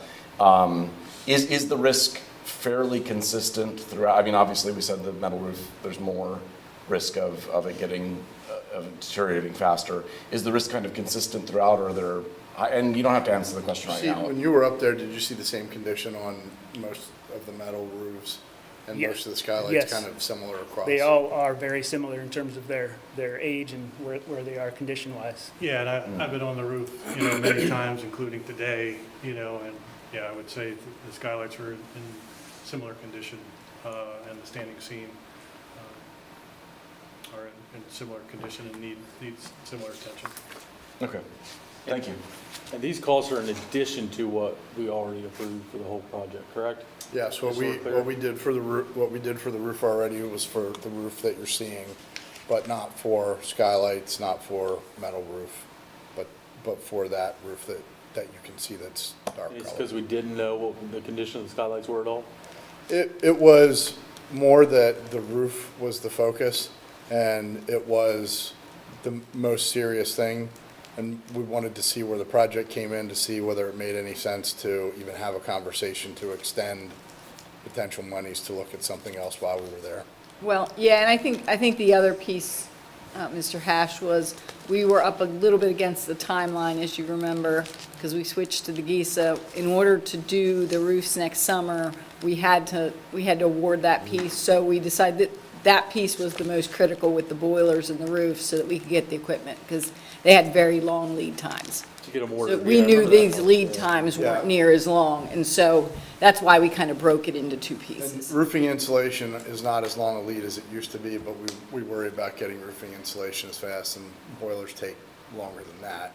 But once we started talking about skylights, we had an idea that the skylight replacement costs were very high, and we would be looking at other options. Skylight lead time would have been the next highest lead time, or in fact, that would have been higher than anything. Okay. And you would suggest keeping every skylight? Like, there's none that you would say, you know what, that's not really needed? Mr. Buffington can speak to that, but from what we've seen, the skylights really have a good benefit to the feel. I mean, I love them, but I'm just, I mean, they do. You have the skylights that are over the classrooms, that's providing them natural light into those classrooms. And then some of these others are at the main lobby, and then at the library. So, yeah, as I look at it, I believe we should keep them all, and maintain them. With the cost of coating being significantly less than the cost of replacing. Yeah. And with getting 10 years out of it, if it was. Yeah, we a year were or all two. impressed by that. Yes. 10 years was impressive to see, Yeah. see if we could get that. And Certainly, you'd have to continue to maintain those down the road, where if you would roof over it, you'd get a 20-year warranty, but our recommendation is to keep them all. And I think you guys also mentioned that there's a belief that you can coat them twice. So we would have an option, probably, to coat them again, down the road. So that marries up to that question about roof warranty of 20 years. If we have 10 years and we coat them again, now you're 20 years down the road, and instead of replacing skylights now, it can be considered in 20 years, but you've extended that at least 10 and potentially 20 years, which is, Yeah, and potentially, you have a 10-year warranty. We're going to see how that lasts. We may not need to maintain it again right away. We may get some years, and hopefully get some years in between, maintaining it a second time, so kind of pulling that out. We've got to wait to see, what condition it would be in at that point. Is it reasonable that if you are able to coat it a second time, that you would get another 10 years the second time? Yeah, the warranty Yeah, would be it would- another 10 years. Yep, it would require an inspection, and so long as everything is as it should be, yeah, they would offer a single coating instead of a full system that would require it to start. So it would be at a lesser cost. And yeah, that would extend an additional 10 years. And that's very similar to what we're seeing in roof coatings now. You can coat a roof and get more life out of it, and you may be able to coat it again, Yeah. but at some point, you have to stop coating it and take the roof off. Yeah. When we heard there was potential for multiple coatings, it became more obvious that that probably go in that direction. And the product that we're talking about for skylights is Sika, and that's a pretty well-known product. It's not like, we're not talking about a product that nobody's heard of and we're saying, wow, who is this? This is an established industry standard name that we're dealing with. How long have they made this product? I don't know the answer That's to a that. good question. I don't have the answer to that. Yeah, off we the top can, of my we can head. get you the answer to that. I'm not Yes. sure I could. Yeah, if it's not 10 Under years. 10 Like the hook, right? Well, they're still on the hook. Right. on the hook, That's right, but you'd like to hear more than 10 years. So we have the boiler project, the HVAC project roof, and then this came up. Is there going to be anything else that we were forecasting that's going to come up For this year, for the roof project? I'm not aware of anything else that's on that roof that might be an issue, or you, Mr. Buffington? And this didn't really pop up. We were talking about this from the very beginning. We just didn't include it in the original. We wanted to have it as alternates so that we could look at it afterwards. It Because we didn't knew we were like, going to take time. where's that? We knew we were going to take time on this. We Right, couldn't right. just- In fact, it wasn't something that was designed by the roof replacement was designed by the architect. What we're doing here, we did with subcontractors, and we're doing it more like maintenance additions to it without having to go through the architectural design. I think to Mrs. Green's one point, the architect was trying to get everything finished too, and one of the reasons why we didn't have this interfere with their work was because they needed to get done so we could get pricing on that project as well. And importantly to know, and because it wasn't presented, when we were here last time, we had a number that was on the screen, and we were able to take the reduction for a different manufacturer for the rooftop units, and that brought the price that you saw down $70,000, and now we're within $50,000 of our target budget. Yeah, and back to your question, Mr. Hash, I think at the August board meeting, we had an agenda item where we first started talking about including the skylights and the other pieces. Really, it was that whole timing issue of making sure we could get those boilers ordered. That's why we kind of split it into two pieces. It wasn't that it wasn't important, it was just we knew we had to get that equipment ordered. The things with the longest lead time Yes. need the first attention. Yep. So my last question is, so the roof that's there is 25 years old essentially, correct? Over 25, yep. So- 98, yep. What is the life expectancy of the membrane system? The membrane system for the metal roof? Yes, for the metal roof. That membrane system, if we went with that, is 10 years. So, That's The membrane system? For the roof. The higher end one, that's 20 years. Oh, for the roof, it is 20 years? Yes. Oh, okay. I thought that was 10 as well. I'm sorry. okay. I mean, 20 years, then, maybe it's, because it's $11,000 difference between coating the lower roofs and replacing them.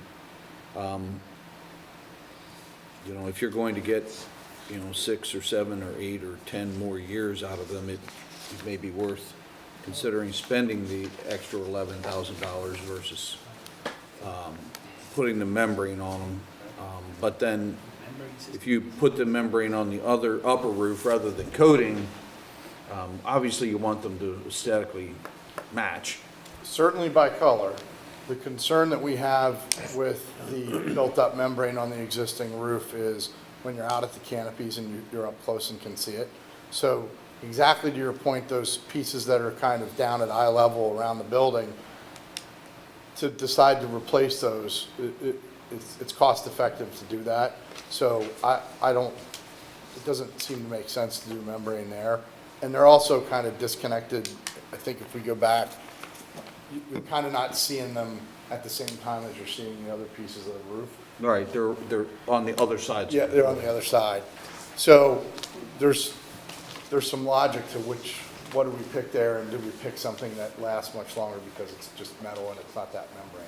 I mean, unless, of course, whatever we see come back in coatings, and you can coat all of them essentially, and then it would all be the same color. Exactly. And it would all, Which is kind of where we've been leaning to get all that, but there are cases, and now that I see it, there's cases at the canopy drop off at the top of that you're gonna see those closely together, so to your point, making sure they look the same will probably be pretty important. Yeah. I mean, and it is an eye-catching part of the building, truthfully, from a distance, that blue roof jumps right out at you. I mean, I'm not trying to get caught up in aesthetics, I'm not gonna choose colors, but I like the there, I can tell you that. I won't be either. But, functionality is important, but, I think in some cases we have to at least consider the aesthetics, especially if it's a very small, not that $11,000 is nothing, but in light of the scope of the entire project, it's, Well, I think initially you were making the point that probably lasts longer than the membrane, replacing it. You're looking at slide 12, the third box, 63,750 versus 52,500. Replacing in kind, that presumably would last longer than the membrane? Yeah, it will. Yeah. So which was my point. Yeah. And if But, the I mean- aesthetics are nicer to boot, Coating may come back at, half of the cost, and then it becomes a moot point. And then they would all match if they're coated, And all because they're match. all gonna be coated at the same time.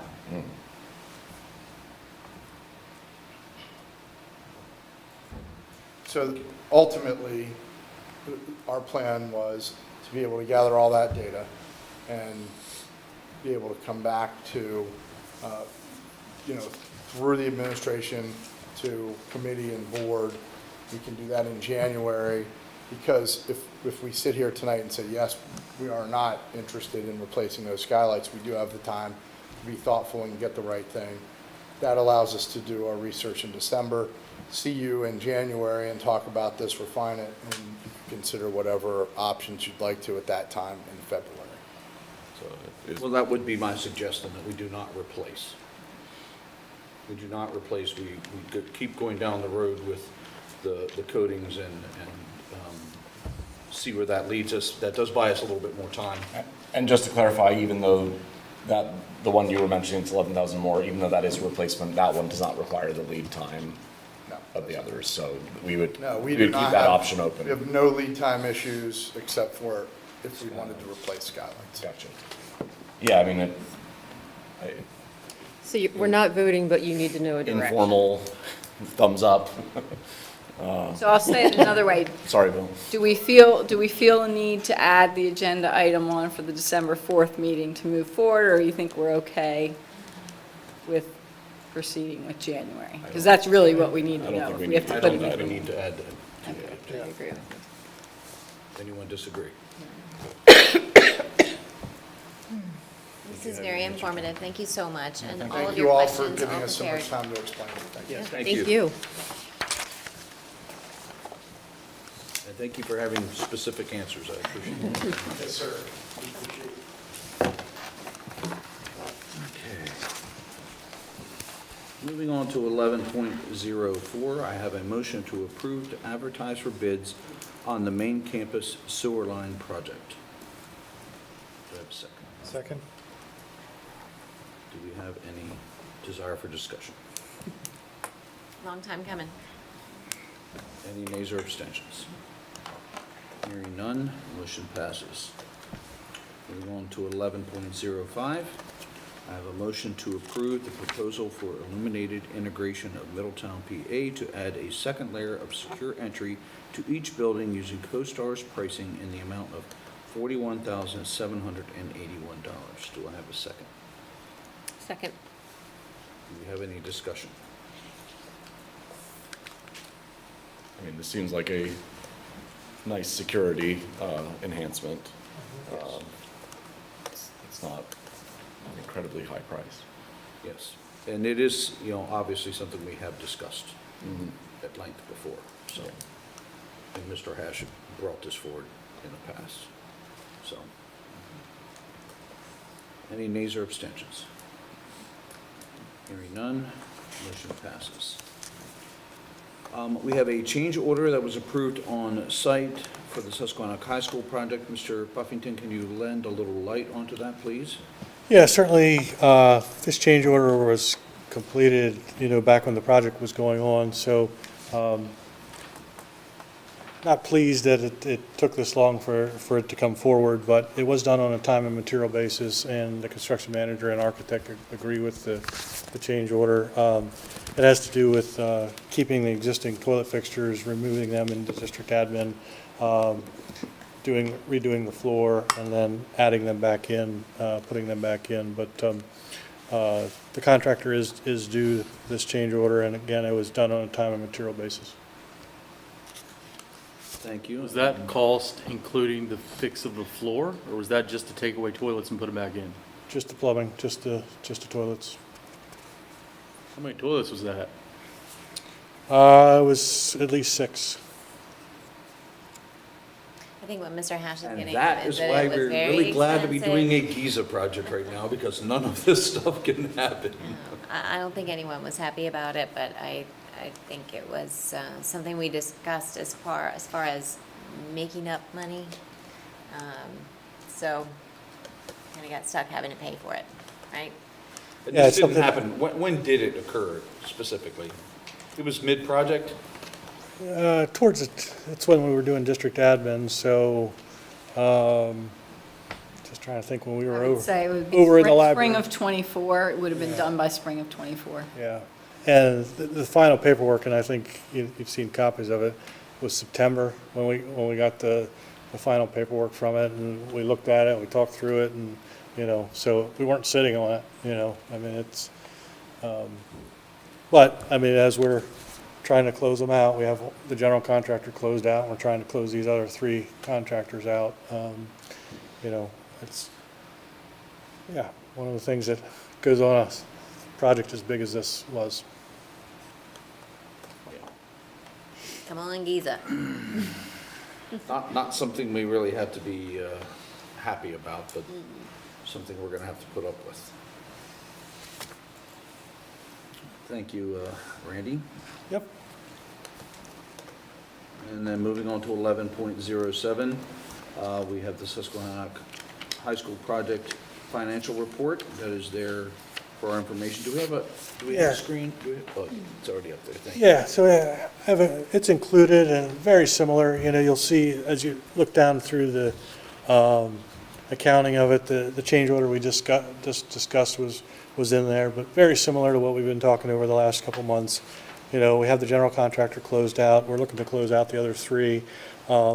Many of the line items in the accounting for the project are closed out, and as you can see, a remaining budget of not quite $1 million there. So we'll keep pushing forward, to close it out, but certainly need contractors' help with that as well. How much longer do you think on this? I would think a couple more months. My hope was by the end of the year, I think it's going to go a little longer than that. The good thing is we have money there, so they have to, if they want that money, they're going to have to finish off the few punch list items that remain. So the building's fully functional, and, you wouldn't notice that these items aren't complete, so. And hopefully we don't have any more $6,000 toilets. Yeah, well, for 6 of them. Okay, $1,000 toilets. Right. Okay, moving on to 11.08, use of facilities, that is there for our information. Moving on to 11.09, other items of business, which I do not have any. Mr. President. Thank you. All right, we'll move on to item 12, our committee report on transportation, health, and safety. Thank you, President Hinkle. 12.01 is student transportation report. It is down below for your perusal. 12.02 is the first quarter discipline data from Dr. Repper. Thank you, Mr. Hash. Board directors, you do have a copy of the discipline report It is two-sided. If you want to flip to the back side, or the side that has the comparison of the 2024, 2025, 2026 first marking period, just show the, at the top section, any of the state reportable incidents that have occurred, as well as our student code of conduct, which are those that don't fall within state reportable. I would do a comparison between last year's first marking period of 184 incidents to 81 incidents for the start of this school year. One thing I do want to note for the board directors, when you take a look down under the action codes, there is one change. If you look at S2 detention, that is no longer an active code in state reporting.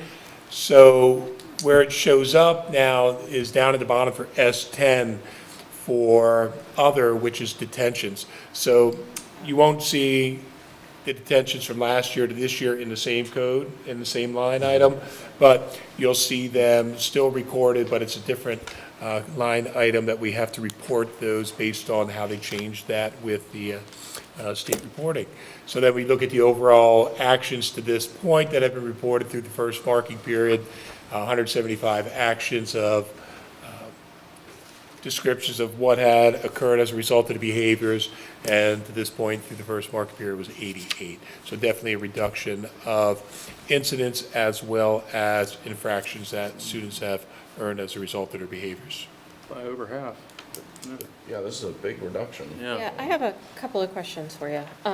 So I think I always ask this, and if you don't know the answer, it's fine because I'm putting you on the spot. But 22, threatening school official or student, we went from 4 to 8. Off the top of your head, was that towards school officials or students, that 8? I can actually speak to those. Those were for students.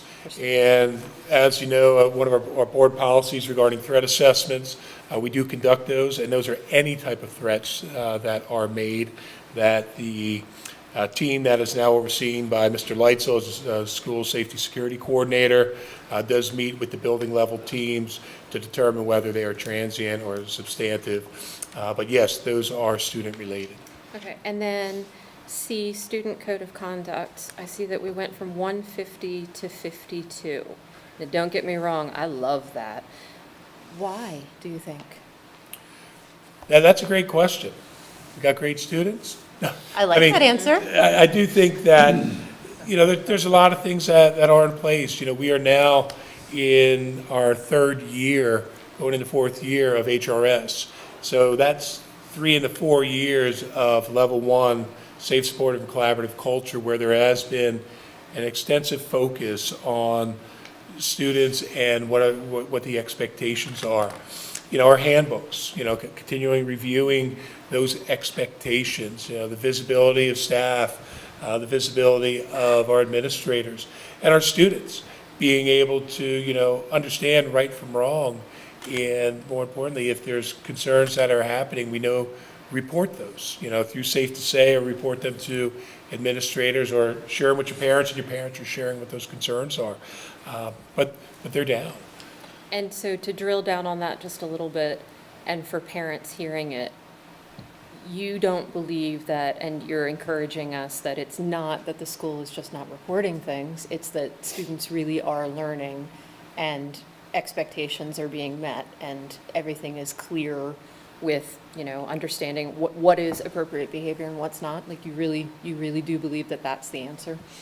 Yes, I do, and I can speak for the administrators, you know, within the district. They're doing a phenomenal job. They are keeping me in the loop, as well as Dr. Bryson, you know, regarding concerns that they're addressing within their buildings. And there's not a time where we're walking into a building that they may not be, they're speaking with students. But another thing I do want to point out is we do have a lot of support services that are in place, you know, between our school counselors, our social workers, Ms. Platt, which Caleb had spoke with, providing those supports for students. So we've extended, you know, those resources to really, you know, let those students know that if there's concerns, you can come talk to us. And I believe that's occurring more as opposed to the response to, you know, what they may be dealing with. It's just a phenomenal change. I'm so encouraged to see that. And then S2, I know you said that it's not reported that way anymore. Is it fair to say that we could take that 18 and just put it right there? I know it includes that, but it's not all of that, is that correct? Could you repeat that again? So for S2 detention, I know that it's not actively reported that way anymore. Okay, yes. But it's 18, so S10 now includes detention, let's say 18. Yes. Is it 90 compared to 18? That is correct. Okay. Same question then, why? What do you think? I would have to speak to our administration regarding that. You know, a lot of the times where detentions are assigned can be, you know, excessive lates, tardies to school, as one of those where earlier in the year. They do assign them for a multitude of reasons, but I would have to speak to the administration as to what their rationale is as to why the decrease. I mean, I would assume detention is the most common, discipline for code of conduct, right? So you have these more severe infractions. Those are going to have some of the more severe, in-school suspension, out-of-school suspension. Those are going to be responses. Whereas code of conduct is going to be detention if it, Potentially. Potentially, yeah. I mean, obviously, not every code of conduct turns into a detention because we have more code of conduct than detention. But detention is going to be a common disciplinary response for a code of conduct violation. All right, so. Yeah, but moreover, because whether one's high. it's an after-school detention or the Saturday school detentions, which our district still has for students. That makes sense to me. I mean, so the first thing you brought up was HRS level 1. I mean, do you think that when I hear that, the thought that occurs to me and the thing that I can imagine might do this is consistency? That teachers are enforcing the standard, because they're all meeting together and they're all discussing what they're doing in the classroom, that there's not a teacher over here that's letting things slide, and then a teacher over here that's dealing with the consequences of this teacher kind of letting things slide. Maybe it's a more junior teacher or whatever, for whatever reason. Is it maybe that there's more consistency and Yes, more consistency? in that way, yes, but there's another part where I go a little further with that. We have more consistency within the district. We have the Warrior Expectations, which is now elementary, middle, and high school. Our bus expectations are the same expectations that our elementary and secondary are utilizing. So as students are transitioning from an elementary, middle school to high school, now we have more consistent expectations. Not to say that it was, each building may have had their own, but our administration, really took a hard look at how could we be more consistent as a district in that. So then we have teachers, and we have multiple teachers that are in shared positions between buildings, that go between buildings or between the elementary, middle school, and high school. That provides them a level of consistency too, when you're looking at what the expectations are for students. Could we get this report? I think we've seen this before in the past at times, and just because this one is potentially so interesting, could we get this broken out by building? Yes. Put it in the transportation, health, and safety folder. Yes, I can definitely put that in there. Thank you, I appreciate that. Yeah, that'd be great to have. It's really Either ways are encouraging. very encouraging. I know. Do you also see the Safe to Say reports going down as well? I can't answer that to say yes or no. I do know we still have a frequency of the Safe to Say reports that do come into our building. I mean, as a matter of fact, over the last few days, we've had 2 that have come in.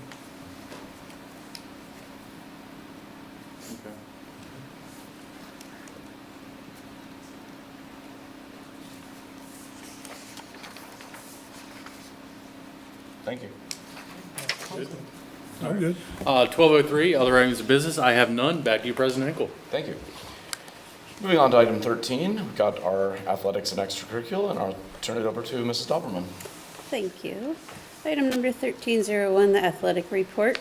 Bear with me, there's a lot of names and a long report. So, wish me luck. The Susky Warriors had an incredible fall season, and winter sport student athletes are gearing up for a great season ahead. Here are the current highlights since last month. Girls tennis, Summer Antkowiak qualified for the PIAA District 3 AAA tournament in singles, and she was joined by Mackenzie Hodge in the tournament also. Overall, the team had a great season with many highlights, including the overall team advancing to the PIAA District 3 AAA team tournament for the first time since 2012. Girls field hockey. The Warrior Field Hockey capped off their undefeated regular season by a great run through the YAIAA tournament to win the championship. Additionally, they finished in 5th place in the PIAA District 3 AA tournament to advance to the PIAA state tournament, where they lost in a hard-fought match at Kennett on November 4th.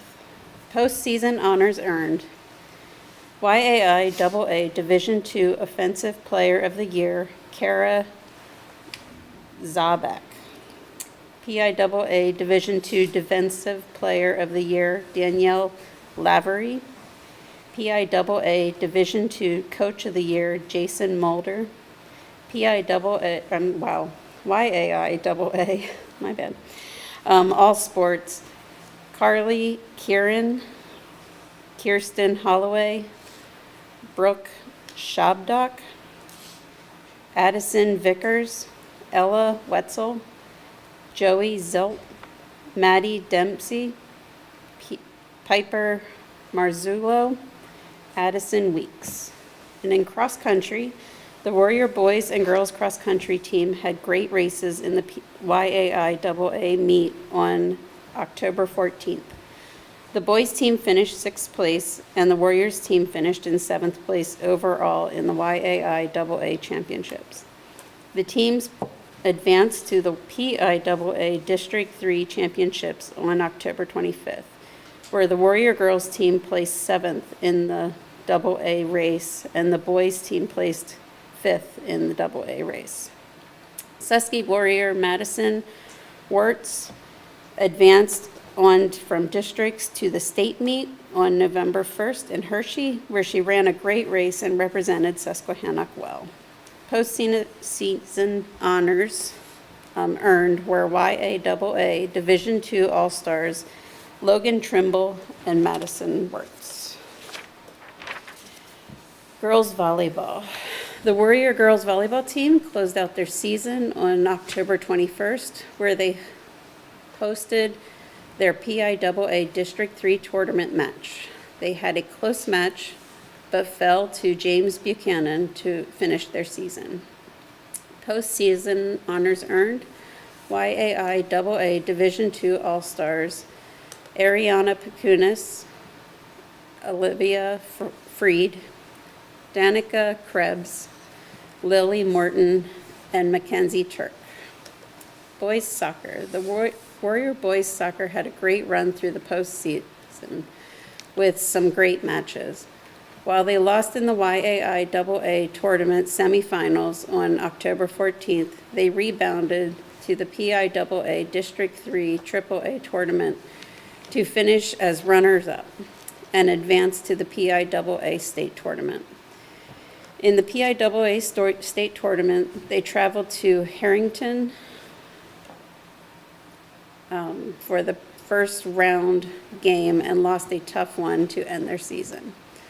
Postseason honors earned: YAIAA Division II All-Stars Ablov Angora, thank you.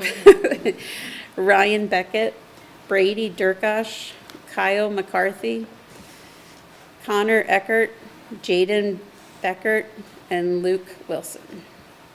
Girls soccer. The Warriors soccer built off their strong regular season to advance through the YAIAA tournament to the championship game on October 25th and finished runner-up.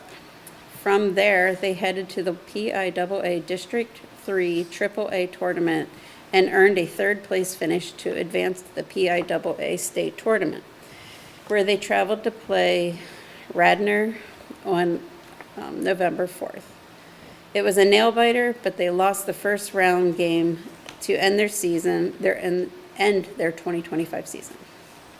Postseason honors earned YAI AA Division II Player of the Year, Neve Fanning.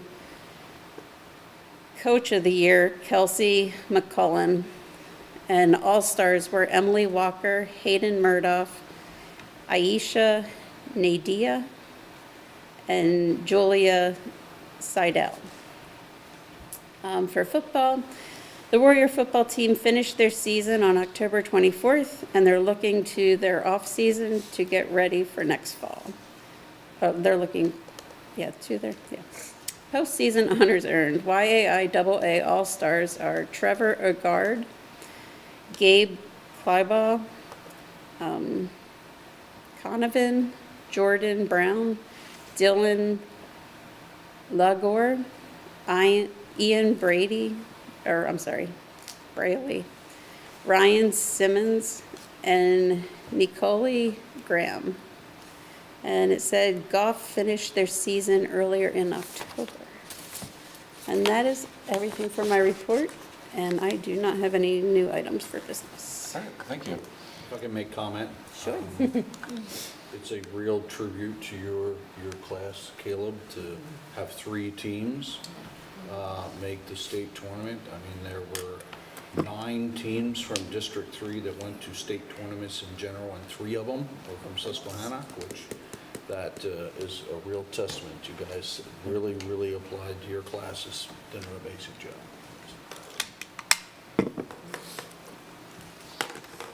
All right. Moving on to item 14, committee report, other business. Anyone have anything? All right, then we'll move to 15.01, Legislative Council. I'll turn it over to Mrs. Mary Lee Hall.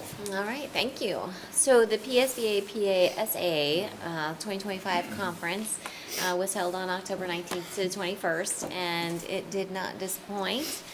Director Bill Hall and I enjoyed a beautiful fall backdrop of upstate PA and learning from other district experiences as well as vendor feedback regarding all helpful things for public schools to obtain the best services available for their students. So I'll certainly share a few highlights.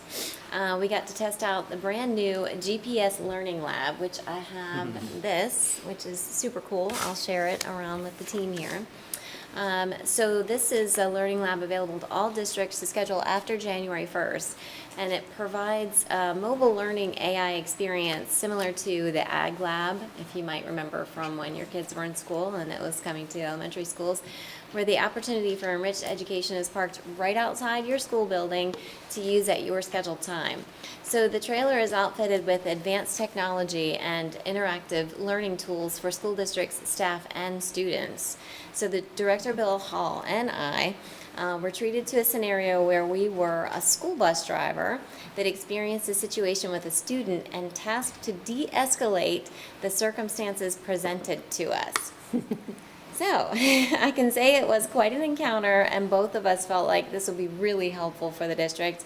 Maybe Mr. Hall would want to elaborate more on it, but we'll give him a minute in just a second. We also got to move into a student role where we could tour the United States completely. And the way this screen works is you go into this lab and it's floor to ceiling screen. It's almost like a movie theater. So you're completely immersed in what you're doing. And as a student would be, you can see the entire United States and you can pick different states and what you want to look at within those states and find out what it is about that area that you might want to visit, or learn about capitals, learn about agriculture, all kinds of great things. So you can become familiar also with career opportunities, military tutorials, and much more for every age group. So the Learning Lab is certainly a positive addition to interactive education for public schools everywhere. We just very much enjoyed engaging in it. And Director Hall, did you have anything you wanted to add to that? It was interesting in that it doesn't just apply to students, it's also a training tool for administrators, for bus drivers, for teachers, for, really almost every facet of a school district. obviously, it comes with the cost, but we would have, I think, a unique campus where many different grade levels would be able to take advantage of something like that. Sure, and the cost would Very, also be very shared interactive. with other school districts. Sort of set up in a way that you're first observing a class in front of you, say, going through a scenario, and then you sort of move forward, and then you go through maybe the same scenario, maybe a different scenario, depends on obviously what subject it is and all of it. But it was definitely a very interesting potential addition to education. And they could fit a whole classroom in there, is what Sean Pagnotti was telling us from PSBA. And it could also go under a budgeted item for staff development, and training. So just some thoughts. And it's interactive in a way that it's not really being directed by the computer. It's being directed by the individual that's running the system. So they're not actually interacting with you, but they are responding to your comments through the system and causing it to interact with you. So it can be a very aggressive response to you, or it can be a non-aggressive response to you. So I would say I found it very realistic. How did you de-escalate the situation? Oh, we Not didn't. well. Oh, we didn't. What was the outcome? I'm sure Dr. Repper could have done a much better job. Yes, I think so too. And it was funny because Mr. Pagnotti from PSBA, he was just laughing at us. We obviously are not the trained professionals here. Thank you for the grace. But it was also eye-opening to understand Yeah. what it may be like. I think parents need to see, what bus drivers have to deal with. Dealing with that situation and Was there video of this interaction? no, sadly. No, I'm sure you'd enjoy it though. So we also got to engage with the opening keynote speaker, Dr. Christine Parath. She's a professor at Keenan Flagler Business School at the University of North Carolina at Chapel Hill. And her research focuses on how to help people and communities thrive. And she's written several books, one of them Mastering Community, another one Mastering Civility, and co-author of The Cost of Bad Behavior. And her discussion was surrounding helpful commentary for 4 principles: unite, unleash, respect, and radical candor, encouraging a code of civility by basic principles, which were acknowledging one another, saying please and thank you, treating each other as equals with respect, acknowledging the impact of one person's behavior on others, welcoming feedback, being approachable, direct, honest, sensitive. These were very good reminders of the basics of human nature and the impact we have on one another on a daily basis, positive or negative. So I think in a world, especially after COVID, there's just a lot of insensitivity and a lot of insistence on needing information immediately, be it your phone, on social media, on iPad, whatever it is you're using. And it was just nice to hear that discussion, getting back to the basics, that we are all human beings. We need each other. We need to be respectful and kind when we're talking to each other. And that radical candor was something she was referring to as just being honest with each other, but with grace at the same time. So one exciting piece also, the closing keynote, we all will remember when I say his name, at least I think maybe most of you will, I'm not sure. Sean Astin, you may remember him? So the role I remembered him best was for Mikey Walsh in Spielberg's The Goonies as a child in 1985, favorite movie. But of course he has many other claims to fame, such as Sam in Lord of the Rings, Bob in the next Netflix series Stranger Things, which, Mr. Ross, you might know that, Stranger Things, right? I'm looking at his whole He did homework not. right There you go. Did not de-escalate the situation. And Rudy in the movie Rudy, So there were things I didn't know about him, but he spoke about mental health effects on children. And he has the education that he could be an administrator for schools, but he's, of course, an actor. And during his child actor lifetime, he had to deal with the mental health issues of his mom, who was Patty Duke, and a child actor in her day as well. And he talked about his mom and managing the mental health issues and her efforts to advocate to help children dealing with mental health challenges at an age where now it's open for discussion and children can have help there. So it was really nice to hear about his experience and get to meet him too. And then just a few more things, I promise. Director Bill and I also represented our district at the end of the conference for the delegate assembly on Tuesday, October 21st, where all the delegates from their school districts voted for the next year of PSBA advocacy for the PSBA platform. And the principles voted on were curriculum and instructional policies, staffing and evaluation updates, as well as board operations. So please let me know if anybody would like to see the specific points that we voted on. I have the delegate assembly booklet here with the entire legislative platform in it, as well as the votes that were yays and nays. Everything was a full majority, almost anonymous votes. But it's good to see what PSBA is going to be advocating for and what other school districts, along with us, agreed to at the time. So if you need that, just let me know. And then next year's PSBA PASA conference will be held at Kalahari Resorts and Convention Center in the Poconos, October 18th through the 20th. And it's worthy of our time. So I would encourage planning ahead for next year. And in other legislative news, it's all about the budget, but to save time, Mrs. Green gave us a lot of information on that on Tuesday. So thank you for that, and I will defer to those meeting notes and that video that's going to be available. And the House and the Senate are in session this week for a few short days before recessing for the holidays and returning in January. One more thing, I did tell you about Saxon and Stomp, so we're good there on the AI policy. But I also wanted to share a message from our House Rep, Kate Klunk. So many of you might already know that Shrewsbury Elementary visited last week.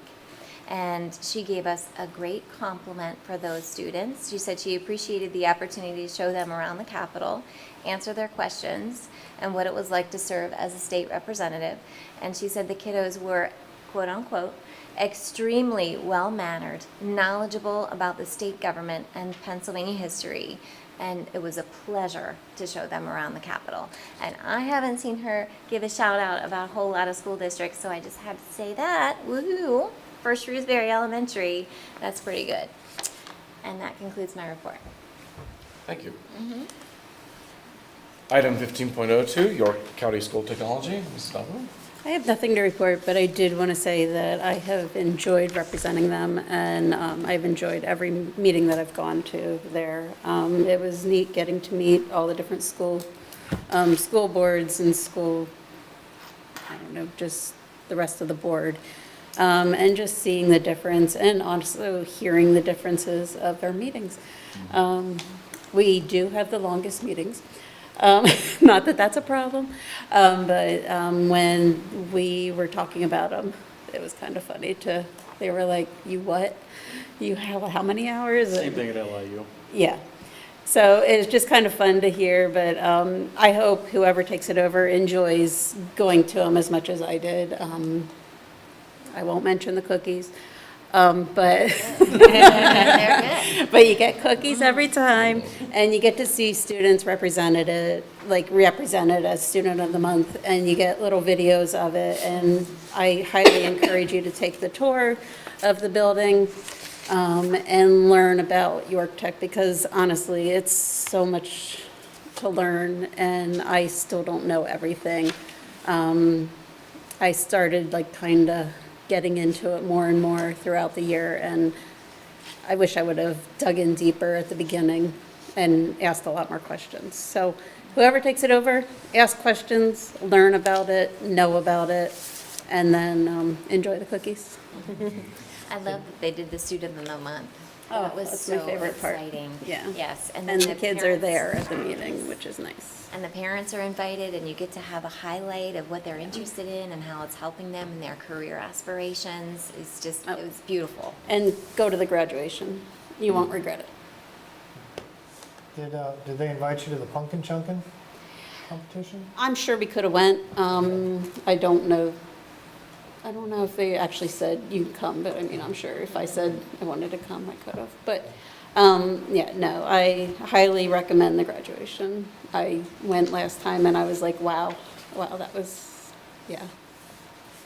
It's different than ours, and not that ours isn't great, but it's a whole nother, yeah. Anyway, that's all I have. All right, item 15.03, LIU 12. I have nothing to report unless Dr. Price would like to say anything. Not at this time, but probably coming soon. Coming soon. 15.04, York Adams Tax Bureau. Anything, Mrs. Green? No. 15.05, Southern York County School District Foundation. Okay, Mrs. Mary Lee so Hall. we did have our foundation report earlier, but I just have a couple of things to add. So the SYCSD Foundation met on Tuesday, November 11th at 7 p.m. last week. And of course, as Mrs. Green mentioned, directors were busy writing thank you notes to donors designed by students within our district. And I think there were only 2 pictures of the thank you notes, but I've got all the pictures and comments that won here. If you'd like to review those, they're wonderful, all of them. And of course, another big shout out to the participants, everyone that turned in something. It's always a blessing to see. Susquehannock also hosted the Dollars for Scholars Workshop on November 13th, last Thursday. Special thank you to Dr. Sterner, Susan Green, Tia Walker, Mr. Shervington, and Mrs. Miklos for providing their expert advice and feedback to inquiring students getting started down the path of scholarship awards. ChapterNet will be active officially at the very beginning of January, and the foundation couldn't be more excited. It's not too early to create the login, fill out all those profile details, and be a good secretary for yourself to do a little bit every week. And then when the scholarship comes available to apply, you'll be on your best footing to spring forward. And of course, with all the new scholarships this year and the opportunity, it's just abundant for every student who applies and well worth every minute spent on it. So I'd love to see every student get a little something, and that is possible. The more applicants there are. And that is the conclusion of my report, Mr. President. Thank you. 15.06, other items of business. I have none. Moving on to 16.01, the student activities report for October 2025 is attached for your information. 16.02, for your information, there was a donation of, in a value of $1,045.22 from APR Supply Company for the Foundations of Construction Plumbing unit at Susquehannock High School. Which is very generous of the boys down there in Shrewsbury. Absolutely, thank you, yeah. Yep, wonderful. 16.03, there are a few resignations and retirements there for your information. 16.04, other items of business, I have none. 17.01, the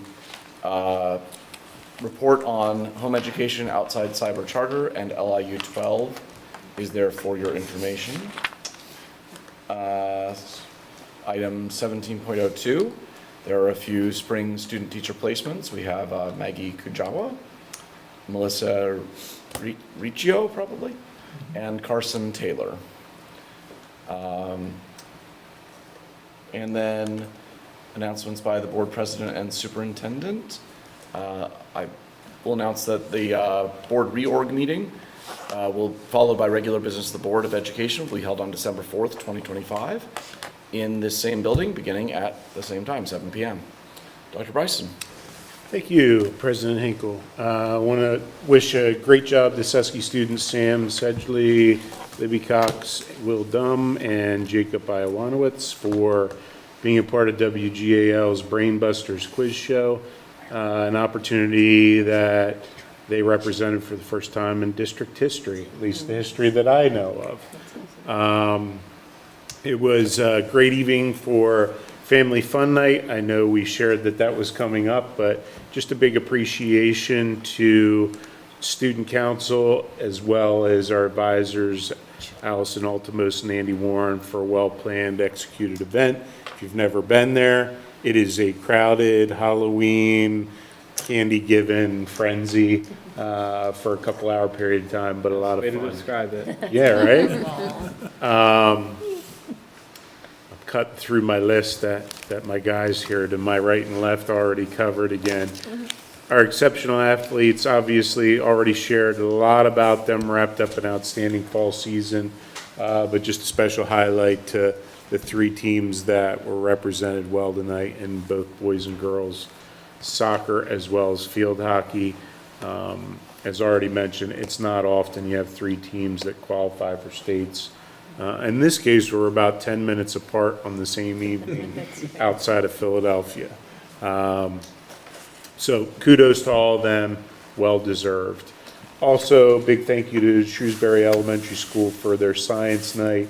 And I know PTSO, Dr. Van Voorst, and their staff at Shrewsbury put a lot of time and energy in having all kinds of our community members come out and do experiments and give the kids a chance to walk around and do crazy things, which I did for about a half hour.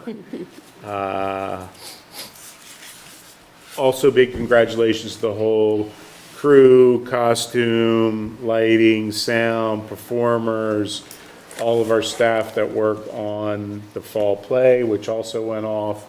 It was very good play. It was our town, but a great night. And just a big thank you, because I know that literally weeks and months that they all put into practicing. Dr. Repper recognized our veterans. I'll follow that up by saying a big thank you to Southern Elementary School, who welcomed back local veterans and those who have families in our district to a breakfast, followed by memorable classroom visits by our veterans throughout the elementary school reading.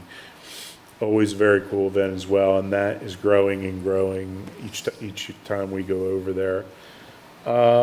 Coming up, our high school basketball team's being honored by was just honored by Fox 43 News. They haven't even played yet, but nevertheless, it's for the team's commitment to ensure inclusion for all athletes and continue to make a difference one way at a time. Also like to thank all my advisory members who came out. Great showing for my latest superintendent advisory committee, which was on a discussion on curriculum and instruction in the area of mathematics, which I really thought would turn people away, and it did just the opposite, and really got positive feedbacks from all the members there. We took them through a similar workshop that we did with the board, talked about where we're heading, that this is a large lift and will take a good amount of time, because it's about as much educating us as adults and learning as it is the kids. And we can't do that without Jamie Cunningham, Kate Sholo, Sandy Shiloh, for all the work they're doing in that area in the elementary schools. And obviously Dr. Hughes as well. All four were there, and celebrating the fact that they had common math bees by the end of the night who are seeing math differently now, hopefully. Thank you for the outpouring of support during this week's focus on hunger and homeless awareness. We continue to represent the district, and I think it's a great example of the giving community we have. And you need to know it does rub off on our students, because the student population is certainly in full force behind that as well. In recognition of American Education Week, heartfelt thanks to each and every district stakeholder for making a safe, collaborative, and supportive learning environment a reality for all of our students. And lastly, please make it a memorable Thanksgiving. Spend some time, extra time with your family and friends. Keep living your dream. Thank you. Item 18, new business. I don't have new business, but if I could make one quick comment. Mary Lee and I had the opportunity today to serve a holiday meal in the elementary school. We had the first and the second graders. It was absolutely the highlight of my day. They were amazingly respectful, friendly, super well behaved. I was really impressed. They were, even as we were walking in, hi. It was just amazing. It was wonderful. And then as we were serving, thank you, happy Thanksgiving. And then on they went, and I could have just hugged them all. Super sweet. Did you guys get a round of applause, like in a, no? No. You got a round of applause? Wow. Next year you have to come to the middle school and eat in the middle of the cafeteria with them, and somehow you get a round of applause. Felt like we got set up, but whatever. Any other new business or comments? All right, with that, I will entertain a motion to adjourn. So moved. Second? Motion and a second. Any nays or abstentions? In that case, we are adjourned.